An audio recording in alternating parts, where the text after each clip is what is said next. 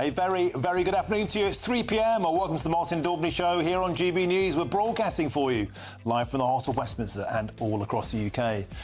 Tomorrow, Southport's triple child murderer Axel Rudakabana will be jailed. But huge questions remain. What did Sir Keir Starmer know? Why did the police and Angela Rayner initially insist it wasn't terrorism, when later details clearly intimated that it was? Did all of this exacerbate the riots? Was this, as Nigel Farage claims, one of the biggest political cover-ups in British history? On the same subject, Prevent, the anti-terror watchdog, missed 3 chances to stop the Southport killer, Rudakabana. Why are they so obsessed with the phantom far right? They're now endangering the British public. I'll be joined by Lee Anderson, who thinks Prevent is an absolute disgrace. First, it was pensioners. Next, it was farmers. And now, grieving army families are facing a Labour Party tax raid. This means that for the first time in British history, army death-in-service payments will be subject to a tax raid for partners and even for children. I'll be joined by 3 veterans, including 2 former SAS operatives who are, trust me, on the warpath. That's all coming on today's show.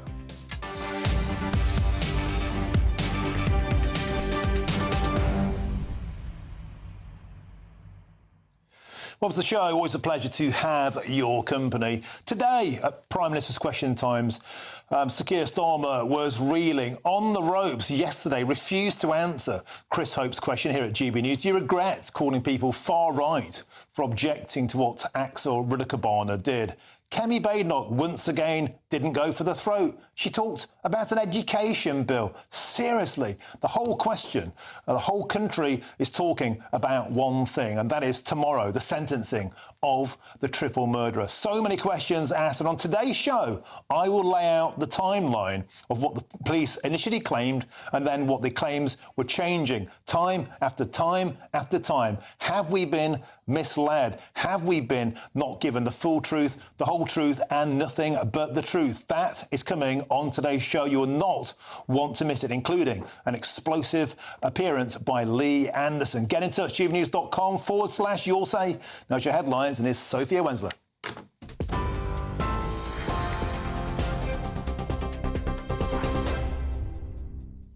Martin, thank you. It's just gone 3 o'clock. These are your headlines. Sir Keir Starmer and Kemi Badenoch clashed at Prime Minister's questions today, with the Conservative leader accusing the Prime Minister of wrecking the Conservative government's legacy on education. Badenoch slammed the schools bill, calling it an act of vandalism and arguing it will attack excellence and hurt educational outcomes. Teachers and parents will be horrified at just how bad this bill is. Even his own MPs may not realise it, but the bill will cut teachers' pay. It cuts pay for 20,000 teachers. It is an attack on excellence. It is an attack on higher standards. It is an attack on aspiration. This bill is the worst of socialism, Mr. Speaker. However, Starmer defended the bill. He claims it will provide vital protections for children, including new measures to safeguard school attendance. We had a young child killed who was taken out of a school by an abuser. This bill closes that gap. That is urgently needed. We have children who have not gone back to school since COVID. This bill closes that gap. In other news, the Defence Secretary has issued a stark warning to Vladimir Putin after a Russian spy ship's been located operating off the UK coast. Speaking in the Commons, John Healey warned the Russian president, "We see you and we know what you're doing." The ship's believed to be used for gathering intelligence and mapping the UK's critical underwater infrastructure. It entered UK waters on Monday, prompting the Royal Navy to deploy HMS Somerset and HMS Tyne to track it. Some breaking news from Germany now. An Afghan national has been arrested after a 2-year-old boy and a 41-year-old man were stabbed to death. 2 others were also injured in the knife attack in a park in the southern German state of Bavaria. Police said a 28-year-old Afghan national has been arrested and 2 seriously injured people were receiving treatment in hospital. Officers have said the motive for the attack is currently unclear. A 14-year-old boy has been arrested in connection with the fatal stabbing of a 12-year-old boy in Birmingham today. The victim, described as funny and sweet, was found with serious injuries and died in hospital. West Midlands Police have now revealed the 14-year-old is also being held in connection with an assault on an 8-year-old woman in the same area. Chief Superintendent Richard North has urged anyone with information to come forward as police investigations into the attack and its motive unfold. This is an absolutely appalling incident. It's a very early stage of the inquiry. As I say, we have got specialist detectives working on the inquiry, but also supporting the loved ones of the 12-year-old that's very, very sadly and tragically lost his life. They're supporting her at this time. Now, the owner of the Sun newspaper has issued a full and unequivocal apology to Prince Harry for serious privacy violations and has agreed to pay him substantial damages, settling a long-running legal battle just as it was set to go to court. The apology also extends to the late Princess Diana, acknowledging intrusion into her private life. Former Labour Deputy Leader Tom Watson also received an apology for unwarranted intrusion during his time in government. Prince Harry's lawyer, David Sheaborn, says the illegal activity spanned 16 years and involved editors and executives. The truth that has now been exposed is that News Group newspapers unlawfully engaged more than 100 private investigators over at least 16 years on more than 35,000 occasions. This happened as much at The Sun as it did at the News of the World, with the knowledge of all the editors and executives going to the very top of the company.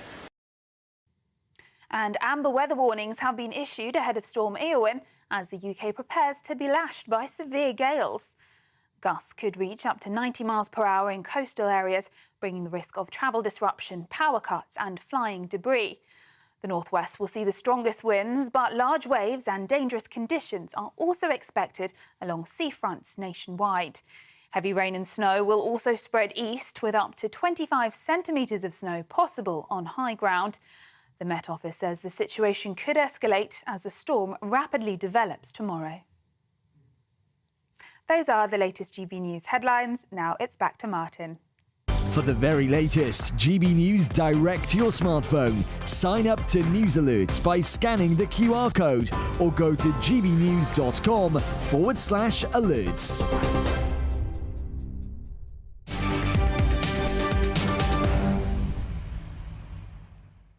Welcome to the show. It's time to get to the truth. The police were apparently gagged from releasing vital information about Axel Rudakabana in the wake of the Southport murders. That's what they say. But according to reports, Merseyside police had wanted to provide details about the killer's background, but were warned not to do so by the Crown Prosecution Service. Well, this revelation comes after Keir Starmer admitted that he did withhold information about the terrorist links of Axel Rudakabana from the public, but denied he was part of a cover-up. Now, let's remind ourselves of how events unfolded after the attack. This is crucial to get the chronology and the facts correct. Let's get our ducks in a row. Now, in October 2024, the Serena Kennedy, the Chief Constable of Merseyside Police, had this to say. At this time, counter-terrorism policing has not declared the events of the 29th of July a terrorist incident. I recognise that these new charges may lead to speculation. The matter for which Axel Rudakabana has been charged under the Terrorism Act does not require motive to be established. Now, correction, that was July 2024, the day after, actually, the triple killing. The day after the triple killing, Merseyside police went to the press and said this was not a terrorist attack. Now, meanwhile, the Deputy Prime Minister, Angela Rayner, said the suggestion that the Southport attack was terror-related was fake news. It's not to stoke up what conspiracy theories or what you think might have happened or lean it into what you think. Actually, there's a responsibility to say the police are doing a difficult job. Local authorities, all of the services that are on the ground, we want to establish facts as soon as possible. And we have a responsibility to hold the community together and say, let's get the facts and then let's look at what the actual solutions are. So the police say it wasn't terrorism. Angela Rayner doubled down and said if you say that, it's fake news. And the riots that then followed the Southport attacks were slammed by Sir Keir Starmer as far right. This was a meeting to pull together our response, a response both to the immediate challenge, which is clearly driven by far-right hatred. There we go. So in August 2024, we already have established the police said it wasn't terrorism. Angela Rayner doubled down. And Sir Keir Starmer said if you objected, you were far right. But look how things have changed. Just yesterday, we heard from the Labour MP for Dover, Mike Tapp, in the House of Commons, as he called the Southport attacker, you got it, a terrorist. It's important to note that this attacker is a terrorist. He's been charged under the Terrorism Act and the Biological Weapons Act. The man is a terrorist. But wait, here's the full bingo card, because yesterday the Home Secretary Yvette Cooper replied to Mr Tapp and she accepted that Axel Rudick-Cabana ought to be treated, you've guessed it, as a terrorist. Because this man has been charged under the Terrorism Act and has pleaded guilty to a terrorist offence, I can confirm he will be treated as a terrorist offender in prison as well. So what a journey. We've gone from this absolutely was not terrorism, and if you say it is, then it's fake news, to the Home Secretary confirming the day before the judge passes his ruling tomorrow, actually, it's terrorism. Clear? OK, let's carry on the conversation in the studio with GBNews political editor Chris Hope. Chris, this stinks. It absolutely stinks. Like, we have to be absolutely clear about the fact that if the police are today claiming that they were told by the Crown Prosecution Service to go quiet, but the police didn't go quiet on the first day. They said it was not terrorism. The deputy leader of the country doubled down on that. And now we've got a situation where that appears to be changing fast. The full truth will come out in court tomorrow. Many, many questions are being asked about the timeline, about we can't put anything out there, it will compromise the case. And yet, evidence was put out there in October about the ricin, about the jihadi manual. Chris, a lot of people are asking a lot of questions. And guess who didn't ask a question today? At Prime Minister's Question Time, Kemi Badenoch. Sir Keir Starmer was on the ropes there for the taking. Instead, she randomly went on about an education bill. Nobody in the country is interested in an education bill today. They're interested in the biggest story in Britain at the moment. You've got something for us, though, Chris. There might be a reason why the Conservatives aren't quite so keen to talk about it, and this is astonishing. Well, let's get, before we get to that, what could be a reason, we don't know yet. Let's get back to what happened today. Today we're expecting Kemi Badenoch to have a go at Keir Starmer about the Southport attacks, about why the facts of the terror links didn't emerge until charging in October after the late July attacks.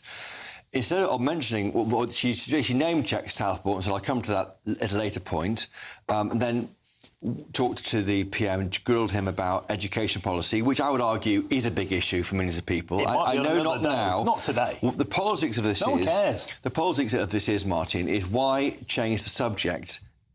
In a sense, it helped Starmer. Starmer's got some difficult questions to answer on Southport, and the leader of the opposition chose not to. Now, they tell me that they want to recognise genuine anger from Kemi Badenoch and the wider party about what Labour's doing to our schools. They're reversing schools' freedoms. Kemi Badenoch was in an academy recently, gave an interview there, is concerned. She, of course, we heard earlier on GB News that they couldn't. That you know, she felt that she had to. You could have an army person hiring someone from PE. So I had a text. I've got to read that text to you shortly. So that's interesting. In the House yesterday, though, another fact emerged which is overlooked. Yvette Cooper said that the government had briefed the Tory party at the same time as the terror links emerged. Now, the ricin link emerged in August. Now, listen, the Al-Qaeda manual in October. At the same time as that happened, the Home Office found out, and the Tories briefed. Now, I've had a text here. We're going to come back to that in a minute because we're going to bring Mark White in and get your ducks in a row. I think this is going to go tonto. Let's talk now to our Home and Security Editor, Mark White. Mark, I believe you've got some more developments on the story here in Germany. Yeah, really disturbing developments coming out of southern Germany, northwestern Bavaria, the city of Aschaffenburg, where a 2-year-old boy has been stabbed to death along with a 41-year-old man in a park in this city. The suspect, a 21-year-old Afghan man, is now in police custody. 2 other people are, we're told, very seriously injured following this incident. That Afghan man apparently fled from this park across local railway tracks. Police managed to arrest this individual and he is being questioned. Now, as yet, the police in Bavaria are not giving any indication as to the motive behind this attack, but it comes against the backdrop of multiple attacks now in Germany, perpetrated by asylum seekers, that some have been declared terrorist attacks, others not. The most recent, of course, was that attack on a Christmas market in the city of Magdeburg on the 20th of December, in which 6 people were killed, 200 injured, when a Saudi former asylum seeker, now a doctor in Germany, rammed a vehicle into those people at this Christmas market. So some deeply disturbing news coming out of Germany, from the state of Bavaria, in the city of Aschaffenburg. A 28-year-old Afghan national now arrested after a 2-year-old boy was stabbed to death alongside a 41-year-old man and 2 others critically injured. What do you say? What do you say to this, Mark White? It's just this endless barrage of terror attacks going on in Germany. It's just utterly heartbreaking. And yet, Mark, feels sadly predictable. It does. It's utterly horrific, and it's understandable why people right across Europe, in particular countries like Germany and France, here in the UK, of course, as well, are seeing attack after attack that have been perpetrated either by asylum seekers, people from immigrant families. It feeds into a narrative that border security is out of control, that those coming into a particular country are not really known about the potential threats that they might pose, the security risk that they might pose as well. And of course, the latest example of that in Germany now, absolutely horrific, Martin. And Mark White, we are but 4 weeks away from a huge election in Germany. This will play out into that. And, of course, our thoughts are with a 2-year-old. Can you imagine that? Mark White, thank you very much for that. OK, Chris, that's just taken the wind out of ourselves completely. It's just astonishingly bad news, that is. But look, let's try and pull this back to British domestic politics. And again, this is along a knife crime as well, Axel Ricker-Barney. But you've got an update, a new line potentially on what did the Conservatives know and when? So in the House yesterday, Yvette Cooper, answering a question from Ben Obies-Jekti, said that the Home Office ministers found out in August about the ricin, in October about the Al-Qaeda manual. But what is fascinating is that she also said that the opposition was briefed at the same time. So the Tory opposition was briefed at the same time as ministers. Now, in August? At the same time, we don't know if it's in August and October or whenever, but at the same time, the Conservatives were told about this terror link. What happened was, I can reveal, that James Cleverly MP, who was the Home Secretary, a Shadow Home Secretary, was briefed on Privy Council terms on the incident. Now, that means that you can't share it widely. You're briefed on what's going on, but you can't share it widely. So how on earth, then, can the Conservative Party now claim there was some sort of cover-up if they were told in July or August?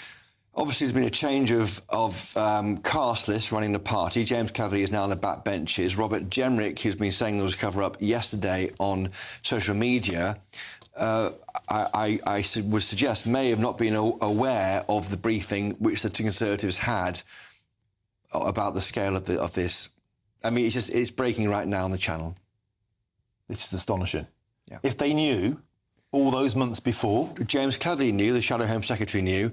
On Privy Council terms means you can't tell other people because it's the terms you're receiving it. You can maybe that's the terms. So the government was briefing the opposition about what was going on, and this maybe we heard, didn't we, repeatedly from Nigel Farage saying there's more to this than meets the eye. Well, there certainly is. If the Conservatives knew about this months in advance of the media, months in advance of the public, and now they claim there's a cover-up. Chris, so many questions to ask. We're going to have to pick this up in the next hour because we have to move on. Fantastic news there from the best operator in the business, Chris Hope. Thank you very much. Moving on to another story.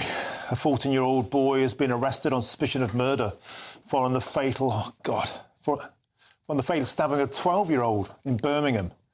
GBNews West Midlands reporter Jack Carson is in Birmingham with the latest. Good Lord, Jack. Tell us more. Well, the West Midlands Police described the events that happened here as traumatic and chaotic in a press conference they gave a few hours ago. In the last very few moments, we've seen multiple school children come and lay flowers and their tributes to the 12-year-old boy who's been described as funny and sweet. I'll just read out one of those tributes to you, Martin. To the 12-year-old boy, it says, "We will miss you loads. Our lives won't be the same without you. You will always be the kindest. You never deserved this ever." Police confirmed that 12-year-old was found by a member of the public shortly after 3 p.m. yesterday on Scribers Lane, just not far from where we are. That police say that there was stab wounds to the stomach and the boy was taken to hospital but sadly passed away at 7:30 p.m. last night. Police have been investigating the scene here all day, but in that press conference confirmed that 14-year-old was arrested at 7 p.m. yesterday at an address in Birmingham. They say he remains in custody on suspicion of murder, but also on suspicion of assaulting a woman in her 80s on Sunday the 19th. That investigation very much still continuing here, Martin. Jack Carson, what can you say? Another life cut tragically short by the cancer of knife crime. Jack Carson, thank you very, very much. What a day. Now, Labour have voted to hit grieving military families with inheritance tax. And we're joined by an SOS veteran for his thoughts. And trust me, he's on the warpath. I'm Martin Daubney on GB News, Britain's news channel. Join me, Nana Akwe, for an informative, interactive news programme with a difference. It's fun. No, he didn't say that, Dave. I'm so surprised. I think there's an element of truth to that. Join me from 3 p.m. every weekend, only on GB News, Britain's news channel. This is Britain's Newsroom, where your voice matters. It's just astonishing. With expert analysis and honest opinion, we don't just keep you informed. We bring you unique perspectives you won't see anywhere else. Can't argue with any of that. When the news happens, it happens here. On Britain's Newsroom, weekdays from 9:30 a.m. Only on GB News. GB News Breakfast, every day from 6 a.m. Lauren, let's start with this, shall we? How children's TV may be harming, not helping young minds. Yeah, so this is an article in the Express today, a big double-page spread as a result of some new research and a new book that's coming out by a child psychologist, saying that children's television, and I think perhaps more importantly, the way that children consume television and video product now is perhaps not as healthy for them as we would hope it would be. And there's quite some distance from children's television of the past, of the sort of the Bagpuss and Clangers and Ivor the Engine era. And I think what's interesting about this is particularly the how children's television is consumed angle, because children are now put in front of screens significantly more often than they were, certainly when I think we were growing up. The content that they are consuming is not great for their brains and their learning and development, which Floella Benjamin of children's television fame is now leading a big crusade to say that some of this is really, really bad for for children. These days, they're not watching the TV that we all watched when we were growing up. They're not even watching GB News in the morning. What are they thinking? Would you believe it? But they are watching this absolute drivel all day long on YouTube, and because obviously all our TVs are now connected to the internet, or they're getting TikTok on their TV. It's not even... So they don't even necessarily have to have smartphones or iPads. They can just watch this stuff on TV, and it is rubbish. They are watching it and they're obsessed with it. Oh God, Skibbity Toilet or something. Have you heard of this? No. No? Well, you'll have viewers who have got who are parents of sort of 13-year-olds, and this Skibbity Toilet thing is... They're all obsessed with it, and this is a really annoying sort of theme tune or thing that they sing at you. GB News, the People's Channel.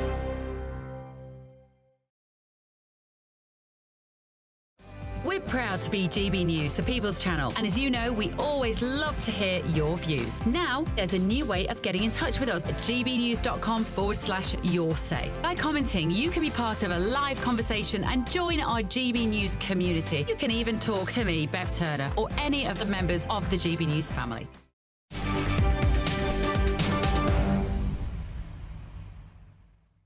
Welcome back. It's 3 with me, Martin Daubney, here on GB News. Already it's been quite a show, and the plot thickens because now the Labour MPs have voted to hit grieving families of military personnel with inheritance tax for the first time as part of a new raid by Rachel Reeves. And joining me now is the military veteran and the former SAS hero, Matthew Hellier. Matthew, welcome to the show. What on earth is going on? Can you talk us through who this applies to, what it is, and who's going to be hit by what seems to be an astonishingly punitive tax? First it was pensioners, now it's farmers, and now it's grieving forces families. Who gets hit and how hard?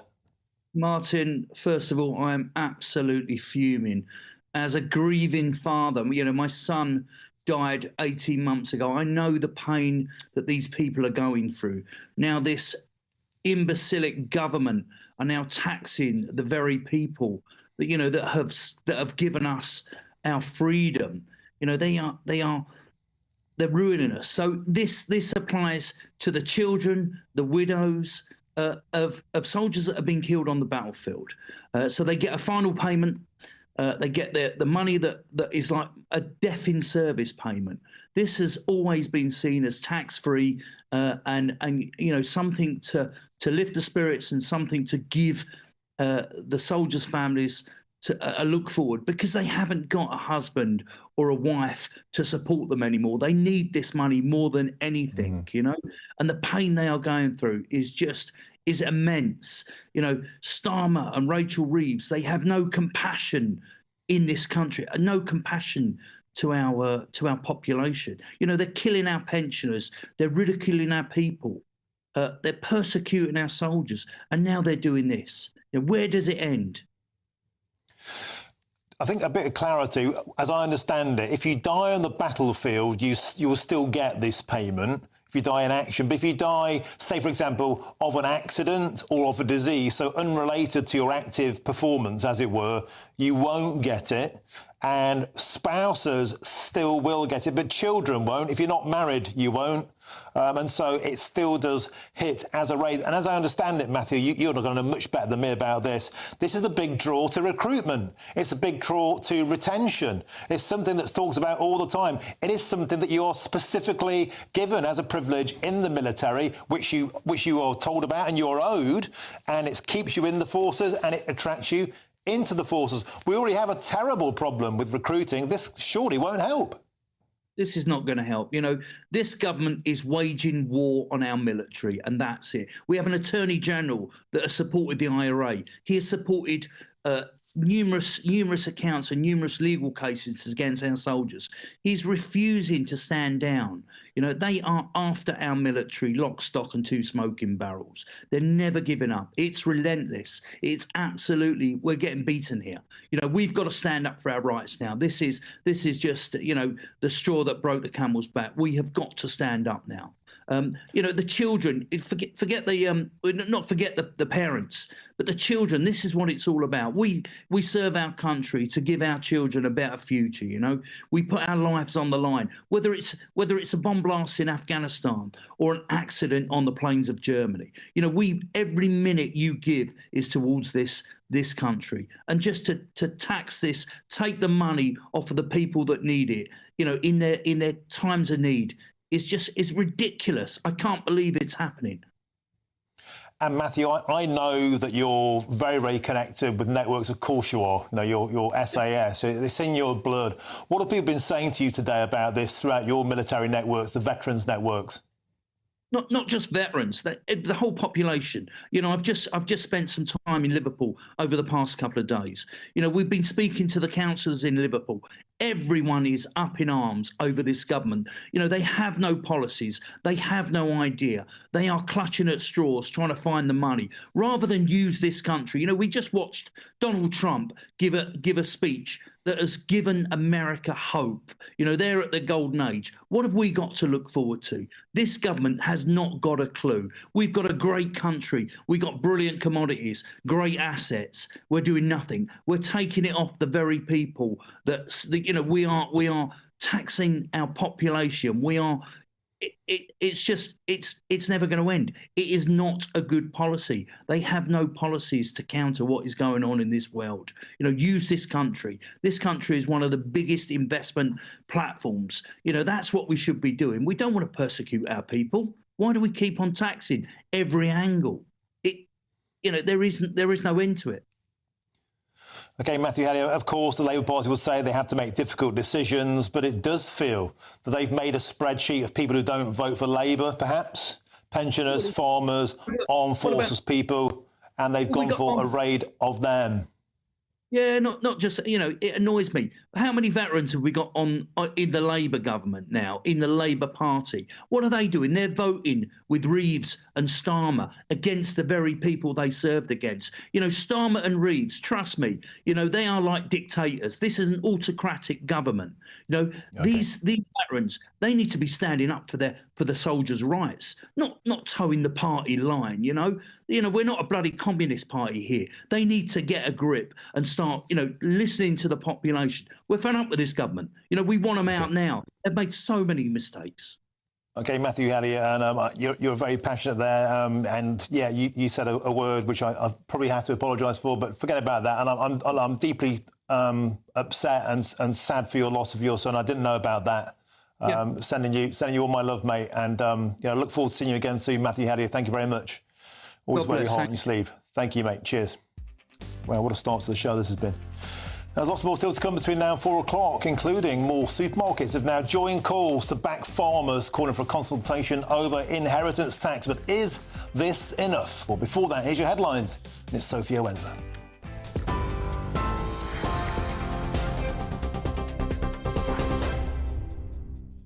Martin, thank you. Your headlines at 3:32. The owner of The Sun newspaper has issued a full and unequivocal apology to Prince Harry for serious privacy violations and has agreed to pay him substantial damages, settling a long-running legal battle just as it was set to go to court. The apology also extends to the late Princess Diana, acknowledging intrusion into her private life. Former Labour Deputy Leader Tom Watson also received an apology for unwarranted intrusion during his time in government. Prince Harry's lawyer, David Sheeborn, says the illegal activity spanned 16 years and involved editors and executives. The truth that has now been exposed is that News Group newspapers unlawfully engaged more than 100 private investigators over at least 16 years on more than 35,000 occasions.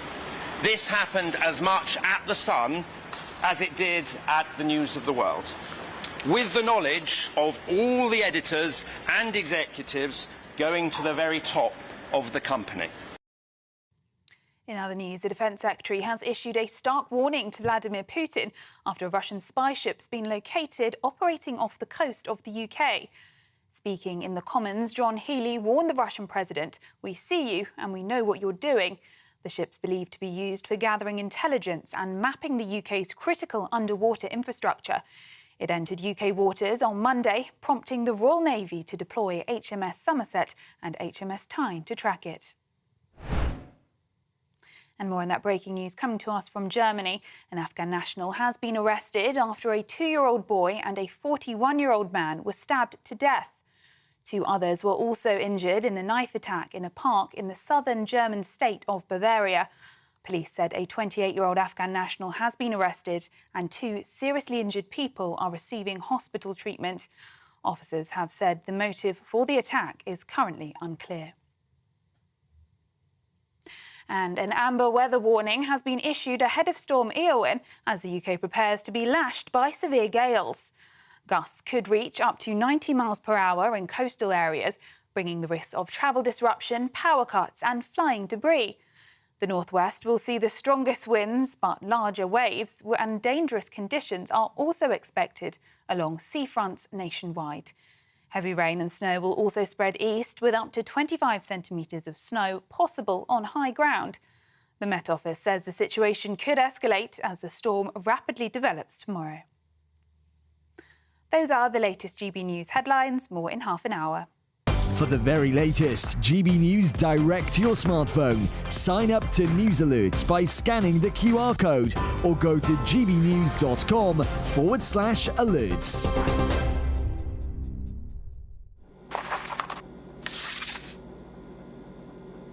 Crash Law 24 sponsors the GB News Finance Report. And here's a quick snapshot of today's markets. The pound will buy you $1.2331 and €1.1836. The price of gold is £2,234 and 41 pence per ounce. And the FTSE 100's at 8,536 points. Crash Law 24 sponsors the GB News Finance Report. Yes, it's time for your latest weather updates from the Met Office. Here on GB News, relatively calm tonight with a touch of frost and a few fog patches. A wet and windy spell tomorrow, and then Storm Eowyn arrives on Friday. Right now, though, kind of the calm before the storm. Not many isobars on the charts. The winds are pretty light, which is why we are going to see some mist and fog forming. Quite murky and dank and drizzly over parts of East Anglia and the southeast, but that rain and drizzle clears away. A few showers are around the coast of West Wales, western Scotland, but many areas dry. Frost over northeastern England and eastern Scotland. In fact, many places temperatures are going to get pretty close to freezing, even in towns and cities, only 2 or 3 degrees. So a chilly night, colder night than last night, certainly across the south. Then here comes the spell of wet weather swinging into Northern Ireland. That'll eventually spread across most areas tomorrow. But before it arrives, still pretty calm to begin with across Scotland. There will be that frost and a few fog patches, but the breeze picking up on the west coast. There's the rain for Northern Ireland for the morning rush hour. Pretty soggy scene here to start the day, and that rain will be pushing into West Wales, southwest England as well. Then the winds pick up across Wales and southwest England, increasing through the day along the south coast of England. So we have a Met Office yellow warning for those gusty winds. The rain pretty unpleasant as it swings through. We haven't seen this kind of weather for a few days. Wet and windy spell spreading across all areas. Some snow mixed in over the hills of northern England and Scotland also. So a spell of wet and windy weather tomorrow. It does mean it'll turn a bit milder across the south. 8, 9, maybe 10 Celsius. Further north, another pretty chilly one, 5 or 6 Celsius. And then here comes Storm Eowyn. This is Thursday night and into Friday, crossing Northern Ireland into Scotland. Very gusty winds. We have an amber warning in place for Northern Ireland, central, southern Scotland, northern England and North Wales. Damaging gusts are possible. Check out the warnings for yourself on the Met Office website and app. The latest GB News travel. Good afternoon, I'm Alan Wright. In Cumbria, the M6 northbound is partly blocked by a broken down lorry. It's between junction 39 at Shap and 40 for Penrith. In North Yorkshire at Barton Hill, the A64 is still closed both ways after a collision. That's shut between Mains Lane at Barton Hill and the A169 turnoff at the Old Moulton roundabout in Old Moulton. In Lancashire, the M6 southbound, there are 2 lanes shut there after a collision between junction 31A at Longridge and 31 for the A59. line, and in Dorset in Bournemouth, Wessex Way, the A338, that's been shut westbound after a collision near the St Paul's roundabout, so do expect delays on the approach. You can stay up to date throughout the day by visiting our website, gbnews.com.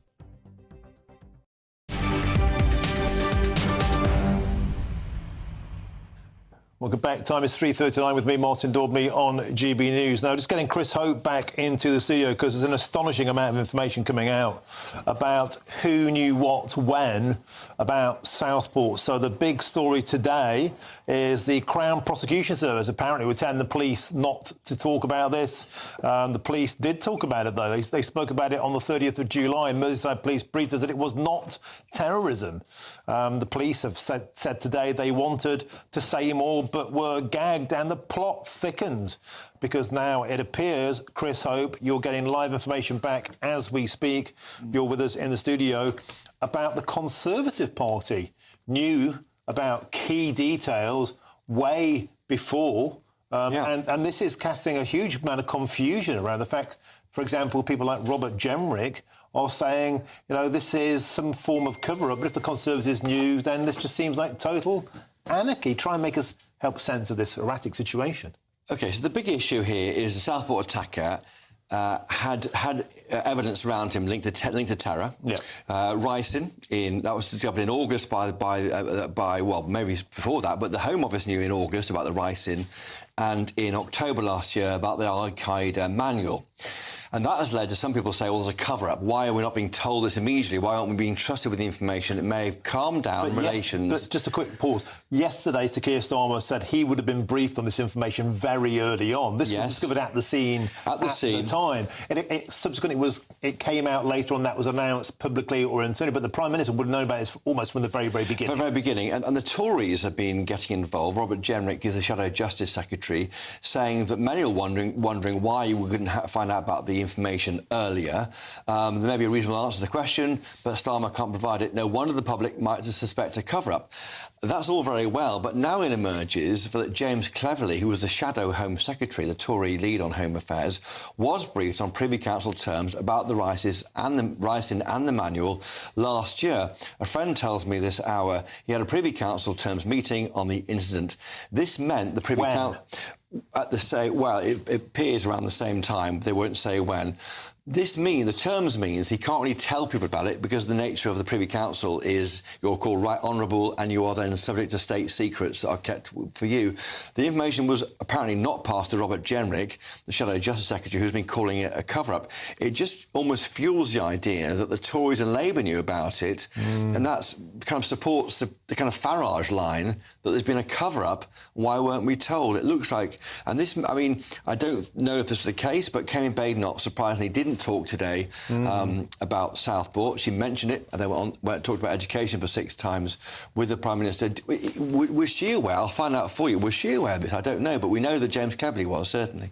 So the Privy Terms thing, basically Privy Council terms. You're told in confidence. Mr Cleverly may say he obeyed the terms of strict confidence. But that shows that the rest of the party didn't know, so the tail's wagging the dog. No one knows what's going on. The party was in flux. James Cleverly was running for leadership at the same time. Rishi Sunak was hands-off. He's on the way out. You know, it was a difficult time for the Tory party to have this information filtering down, and also very hard when you receive information on Privy Council terms, because you then got to... you can't brief it to people who aren't sworn to the same levels of secrecy. Could this go some way towards explaining why Kemi Badenoch didn't go on the offensive today? If she, now as the leader of the opposition, she will be subject to those privy terms. She will know this, right? Only if James Cleverly has passed on to her, and we don't know if he has. I'll try and find out. We don't, as I say, Kemi Badenoch's team are justifying the lack of quizzing over Southport today in the House of Commons on the grounds that, you know, the Amazon knife issue was known about, limited to what you can say ahead of the jury coming back. And anyway, Martin, there is no jury. And anyway, Martin, schools are as you know a huge issue too. And so why not talk about schools? You get 6 goes a week to quiz the PM, and it's her choice. I don't know if the people are going to swallow that. This is the day before the judgment, and people want to know who knew what and when. And if there is an allegation that the institution, the government, all of government, or at least the two main parties knew, and the idea this would affect a fair trial, that's the Starmer line, which you used on You yesterday. How on earth is that possible if the government itself is releasing information about ricin and the jihadi manual in October? Would that have influenced the fair trial?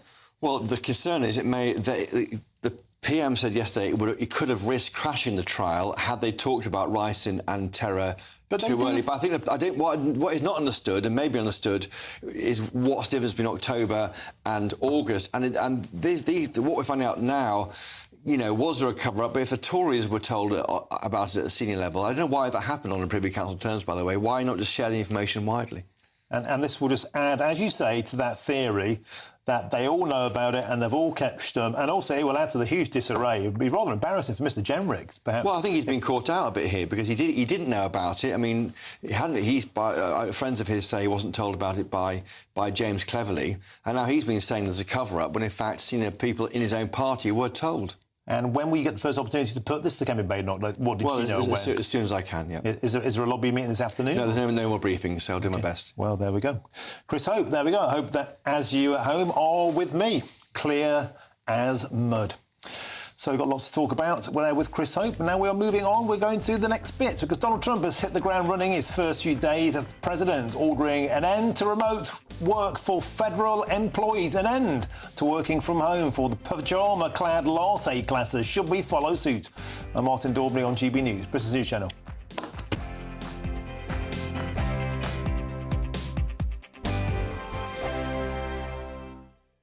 Sunday with Michael Portillo from 11, only on GB News.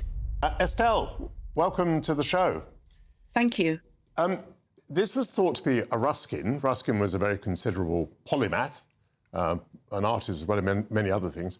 So do you know why it was submitted for reappraisal? Was there a bit of a suspicion that it had been misidentified?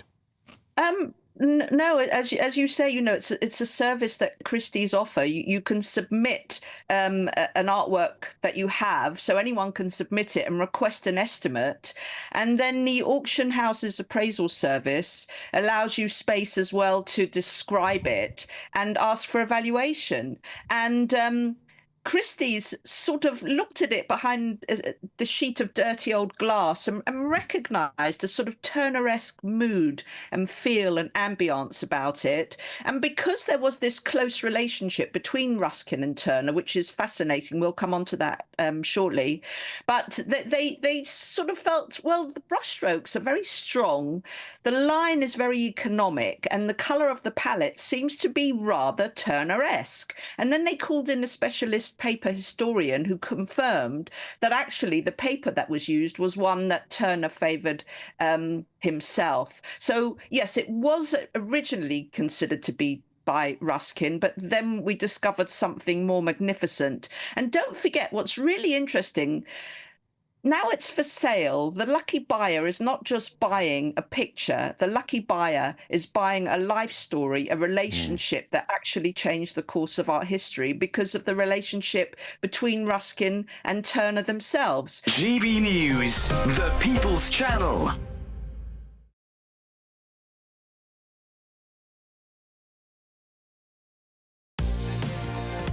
Mornings don't have to be tiresome, especially if you have the right company.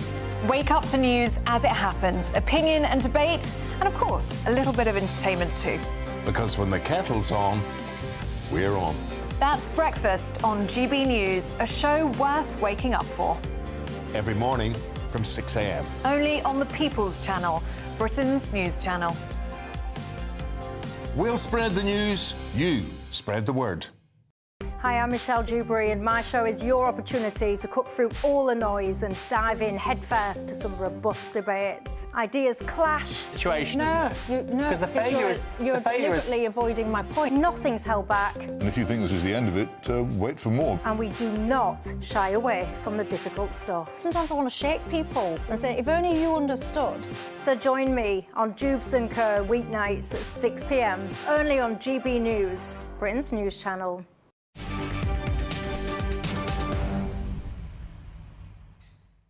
the things you talk about on ad breaks. Now, it's 3:48 with me, Martin Daubney, here on GB News.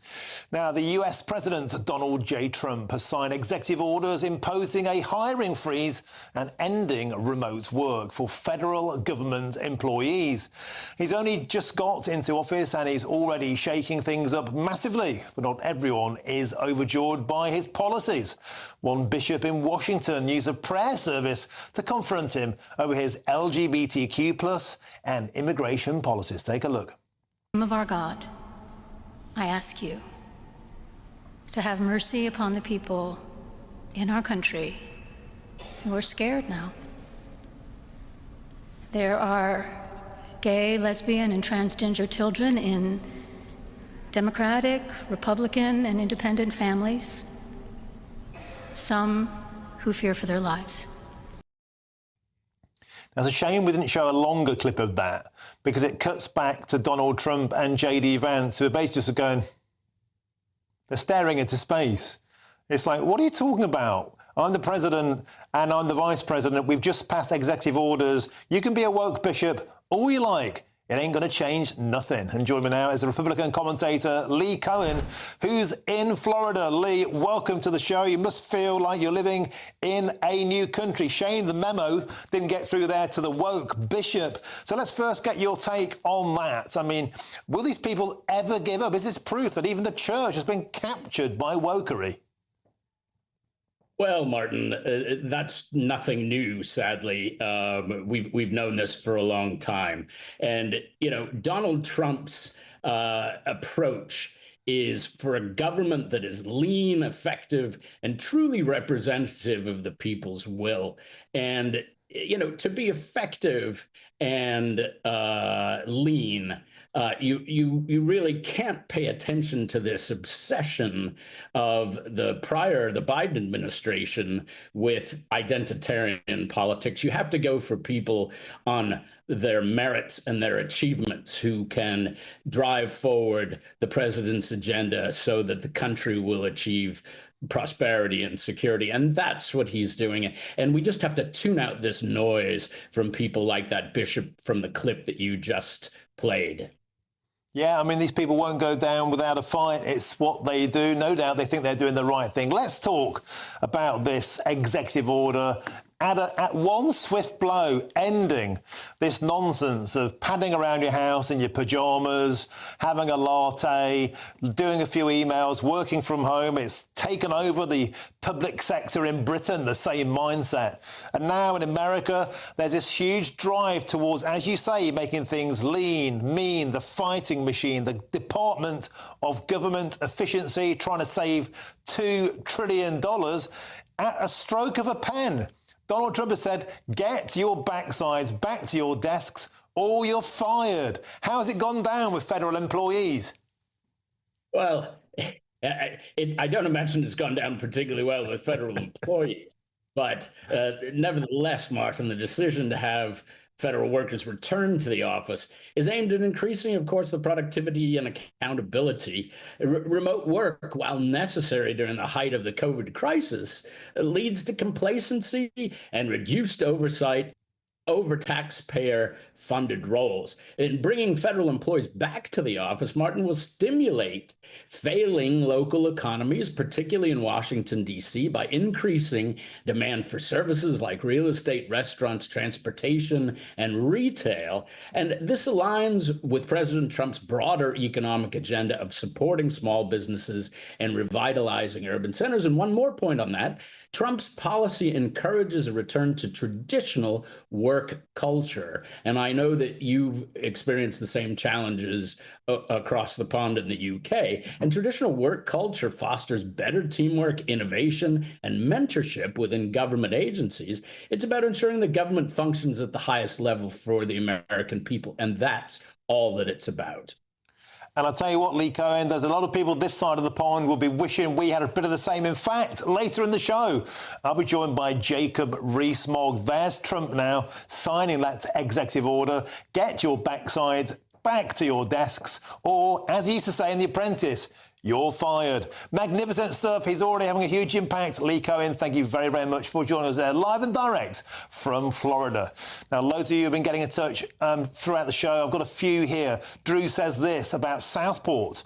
This cover-up emotive nonsense is unsophisticated. There has to be secrecy sometimes. That's how justice systems have to operate. So there we go. Drew not having about the cover-up. He agrees with Keir Starmer. This was about following due process. Quickly, Angela says this, taking more taxes from our military personnel to pay for train drivers and foreign countries. It simply beggars belief. And finally, what a wonderful soldier Matthew Hellier is. He understands what it means to serve God and country. He speaks for everyone. Now, stick around. I'll be joined soon by Lee Anderson. And trust me, it's all going to kick off. And also Tory MP Nick Timothy. You will not want to miss it. That's next.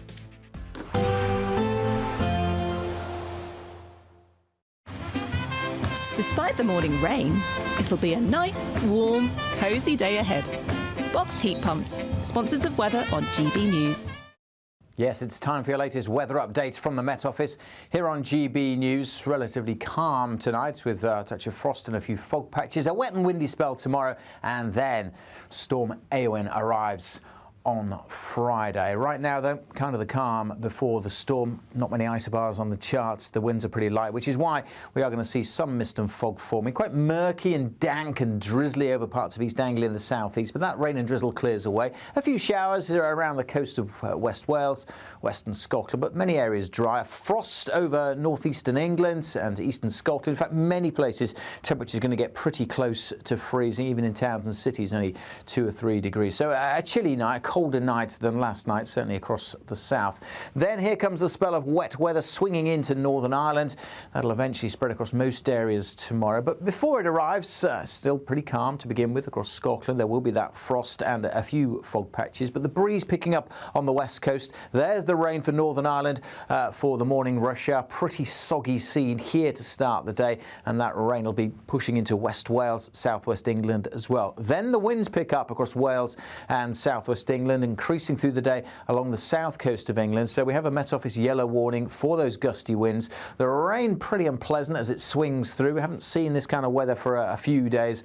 Wet and windy spell spreading across all areas. Some snow mixed in over the hills of northern England and Scotland also. So a spell of wet and windy weather tomorrow. It does mean it'll turn a bit milder across the south. 8, 9, maybe 10 Celsius. Further north, another pretty chilly one, 5 or 6 Celsius. And then here comes Storm Eowyn. This is Thursday night and into Friday, crossing Northern Ireland into Scotland. Very gusty winds. We have an amber warning in place for Northern Ireland, central, southern Scotland, northern England and North Wales. Damaging gusts are possible. Check out the warnings for yourself on the Met Office website and app. There will be a light breeze in the morning, leading to a warm front. Boxed heat pumps, sponsors of weather on GB News. The latest GB News travel. Good afternoon, I'm Alan Wright. In West Yorkshire, the M62 eastbound is partly blocked by a broken down vehicle. It's between junction 27 for Gildersome and 28 for Tingley and the A653. In Lancashire, the M6 southbound is queuing after a collision between junction 31A for Longridge and 31 for the A59. In Cheshire, the M6 southbound is partly blocked after a breakdown. That's between junction 17 at Crewe and 16 for Stoke-on-Trent.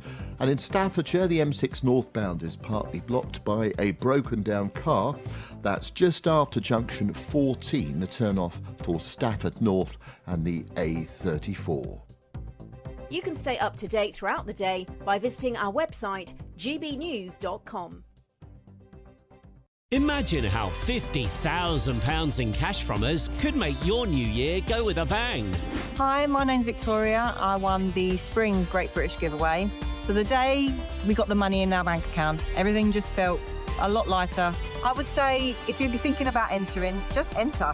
For another chance to win, text cash to 63232. One entry costs £2 plus one standard network rate message. Or text bonus to 63232. 5 entries cost £5 plus one standard network rate message. Go to gbnews.com/win. Entries start from just £2. You can call 0903 681 3232. Calls cost £2 plus your network access charge. Or post your name and number to GB10 PO Box 8690 Derby DE1 9TT. UK only. Entrance must be 18 or over. Lines close at 6 p.m. on the 31st of January. Please check the closing time if listening or watching on demand. Good luck. Join me, Camilla Tominey, for a frank and honest discussion with those in power that cuts through the spin and gets to the heart of the issues shaping our nation. You haven't confirmed that you want to stand as leader, but you haven't ruled it out either. This report basically says that he's not fit to stand trial. Is he indecisive? Incompetent? I deliver the dose of reality Westminster needs. That's the Camilla Tominey Show at 9:30 every Sunday on GB News. The People's Channel, Britain's news channel. Good Afternoon Britain isn't just about us. The wonderful thing about this programme is it's about everyone watching. It's an interactive programme. Well, there absolutely is something to see here, and we're going to be talking about it more. Whether it's breaking royal news, Will, please bring us up to date, or indeed a particularly punchy speech in the House of Commons. Very, very curious. We bring it to you live, and then we bring you live reaction as well. That's Good Afternoon Britain, weekdays from midday. Only on GB News, the People's Channel, Britain's news channel.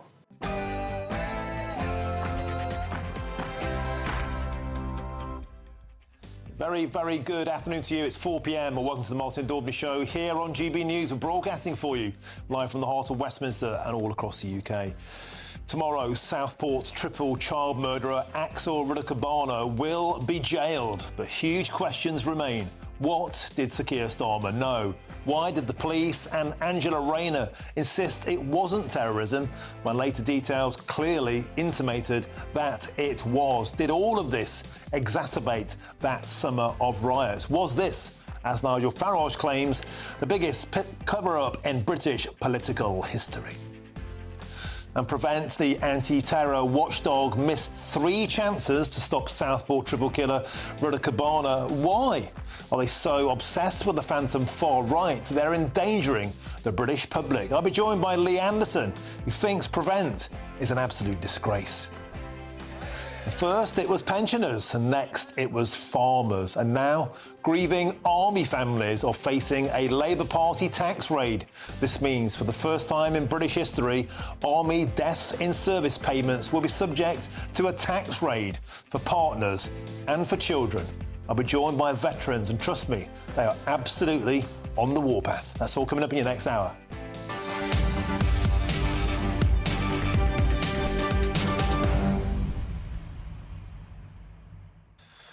Southport, who knew what and when? And why were we told initially by Merseyside police on the day after that triple killing, this absolutely was not terrorism? Angela Rayner then the next day said anybody who says this is terrorism, well, that's fake news. We're about to set out the timeline of those days to show how the position changed and then changed again.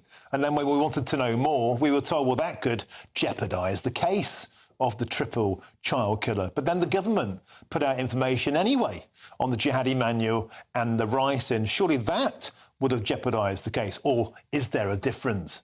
Is somebody allowed to pull the levers of power? Others have to be silenced. And if you dare to speak out, well, you're simply a member of the far right. Get in touch. We've got an explosive interview coming up with Nick Timothy, MP. He advised Prime Ministers during terrorist attacks. He knows what he's talking about. He's been there. He's got the T-shirt. He's got an astonishing take on what he thinks is Sir Keir Starmer absolutely waffling and not getting to the truth. You would not want to miss it. Get in touch, gbnews.com/you'll say. Before that, it's your headlines. And here's Sophia Windsor.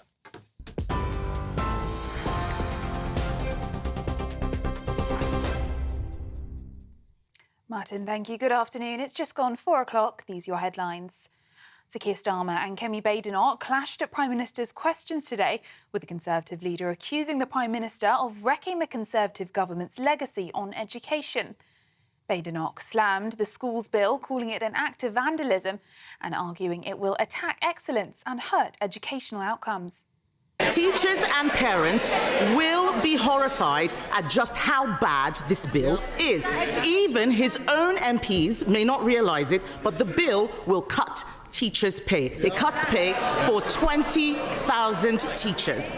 It is an attack on excellence. It is an attack on higher standards. It is an attack on aspiration. This bill is the worst of socialism, Mr. Speaker. However, Starmer defended the bill. He claims it will provide vital protections for children, including new measures to safeguard school attendance. We had a young child killed who was taken out of a school by an abuser. This bill closes that gap. That is urgently needed. We have children who have not gone back to school since COVID. This bill closes that gap. In other news, the Defence Secretary has issued a stark warning to Vladimir Putin after a Russian spy ship's been located operating off the coast of the UK. Speaking in the Commons, John Healey warned the Russian president, "We see you and we know what you're doing." The ship's believed to be used for gathering intelligence and mapping the UK's critical underwater infrastructure. It entered UK waters on Monday, prompting the Royal Navy to deploy HMS Somerset and HMS Tyne to track it. To Germany now, where an Afghan national has been arrested after a 2-year-old boy and a 41-year-old man were stabbed to death. 2 others were also injured in the knife attack in a park in the southern German state of Bavaria. Police said a 28-year-old Afghan national has been arrested and 2 seriously injured people are receiving treatment in hospital. It's understood the suspect, who had followed a daycare group of 5 small children, was detained at the scene in Schöntal Park, where the attack occurred at around 11:45 a.m. local time. Officers have said the motive for the attack is currently unclear. Back in the UK, a former soldier has admitted murdering his ex-girlfriend, her sister and their mother in a brutal attack with a crossbow and a knife. 26-year-old Kyle Clifford tied Louise Hunt with duct tape before shooting her and her sister Hannah at their family home in Hertfordshire last July. Their mother, Carol, wife of BBC commentator John Hunt, was stabbed to death, with Hannah calling police moments before she died. The killings have prompted an ongoing Home Office review into crossbow laws as they remain unregulated in the UK. The owner of the Sun newspaper has issued a full and unequivocal apology to Prince Harry for serious privacy violations and has agreed to pay him substantial damages, settling a long-running legal battle just as it was set to go to court. The apology also extends to the late Princess Diana, acknowledging intrusion into her private life. Former Labour Deputy Leader Tom Watson also received an apology for unwarranted intrusion during his time in government. Prince Harry's lawyer, David Sheeborn, says the illegal activity spanned 16 years and involved editors and executives. The truth that has now been exposed is that News Group newspapers unlawfully engaged more than 100 private investigators over at least 16 years on more than 35,000 occasions. This happened as much at The Sun as it did at the News of the World, with the knowledge of all the editors and executives going to the very top of the company. And a danger to life warning has been issued for parts of the UK ahead of Storm Eowyn as the Britain prepares to be lashed by severe gales. Gusts could reach up to 90 miles per hour in coastal areas, bringing the risk of travel disruption, power cuts and flying debris. The northwest will see the strongest winds, but large waves and dangerous conditions are also expected along seafronts nationwide. Heavy rain and snow will also spread east, with up to 25 centimetres of snow possible on high ground. The Met Office says the situation could escalate as the storm rapidly develops tomorrow. Those are the latest GB News headlines. Now it's back to Martin. For the very latest GB News direct to your smartphone, sign up to News Alerts by scanning the QR code or go to gbnews.com/alerts.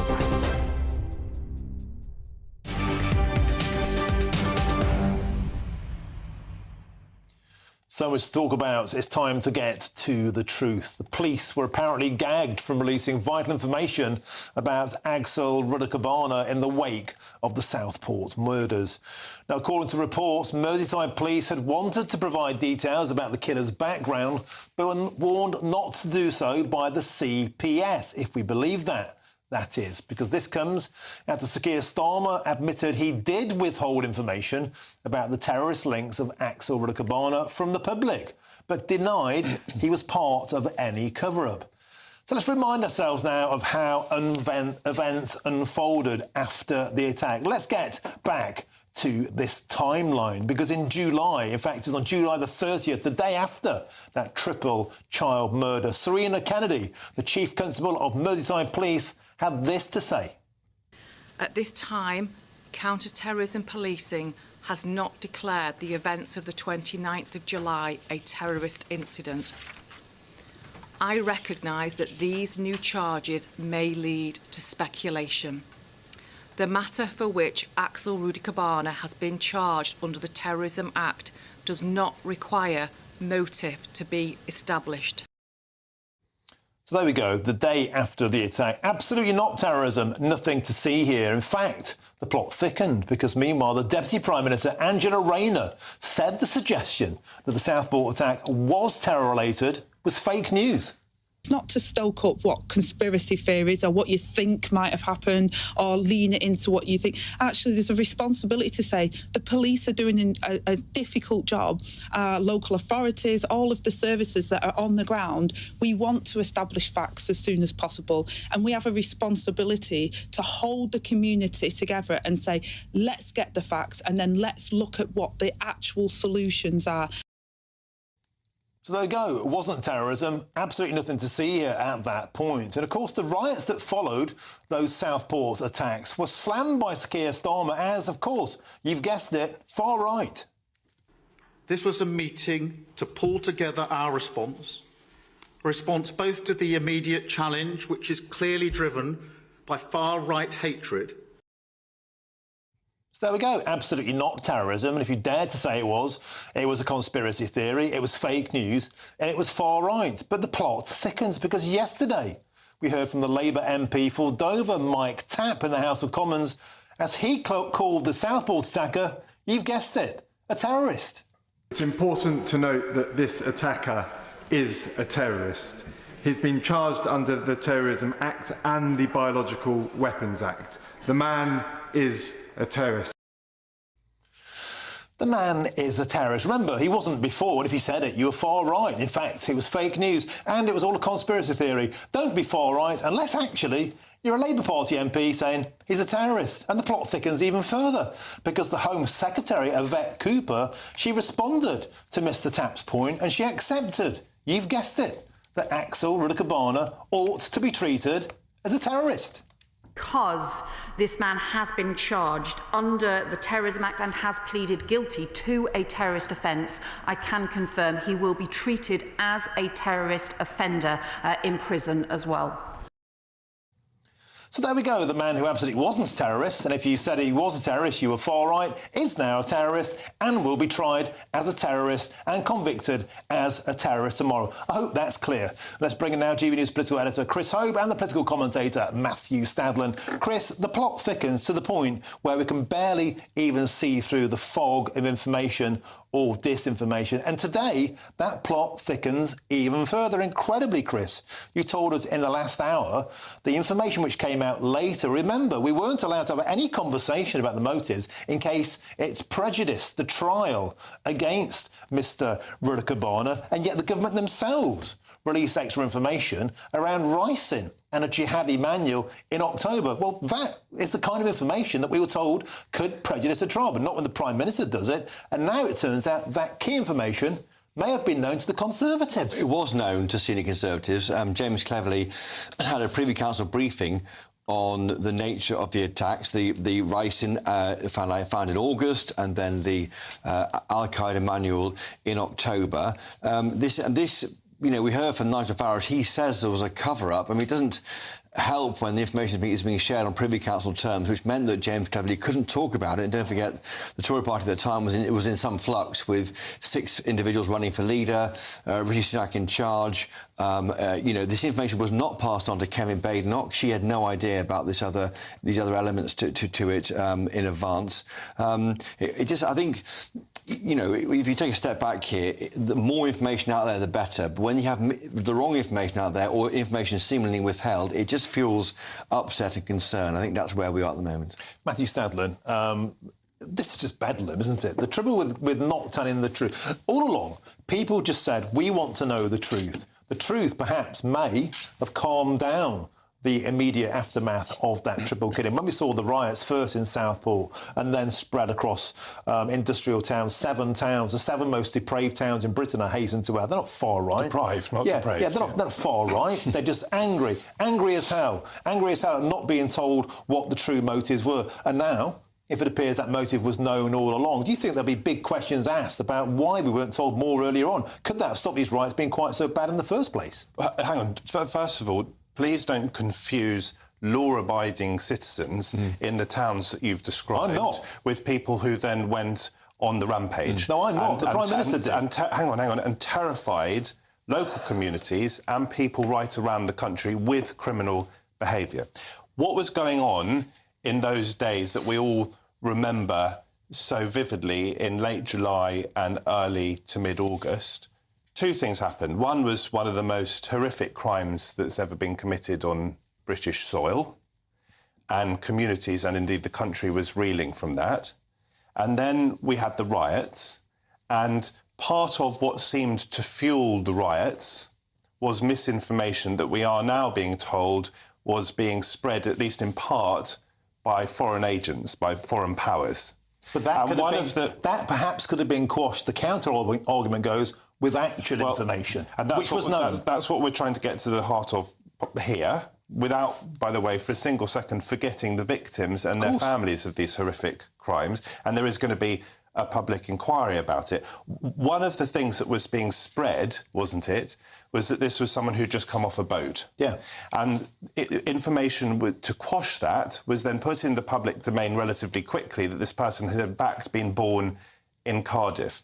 Now, there are allegations who appeared in Doctor Who. The picture that was painted was one that was entirely sympathetic to, in a sense, the perception was to protect Rudder Cabana, to give him a fair trial and to not tell the truth, and into that vacuum spread a huge amount of public fury. Hang on, you say protect Rudder Cabana.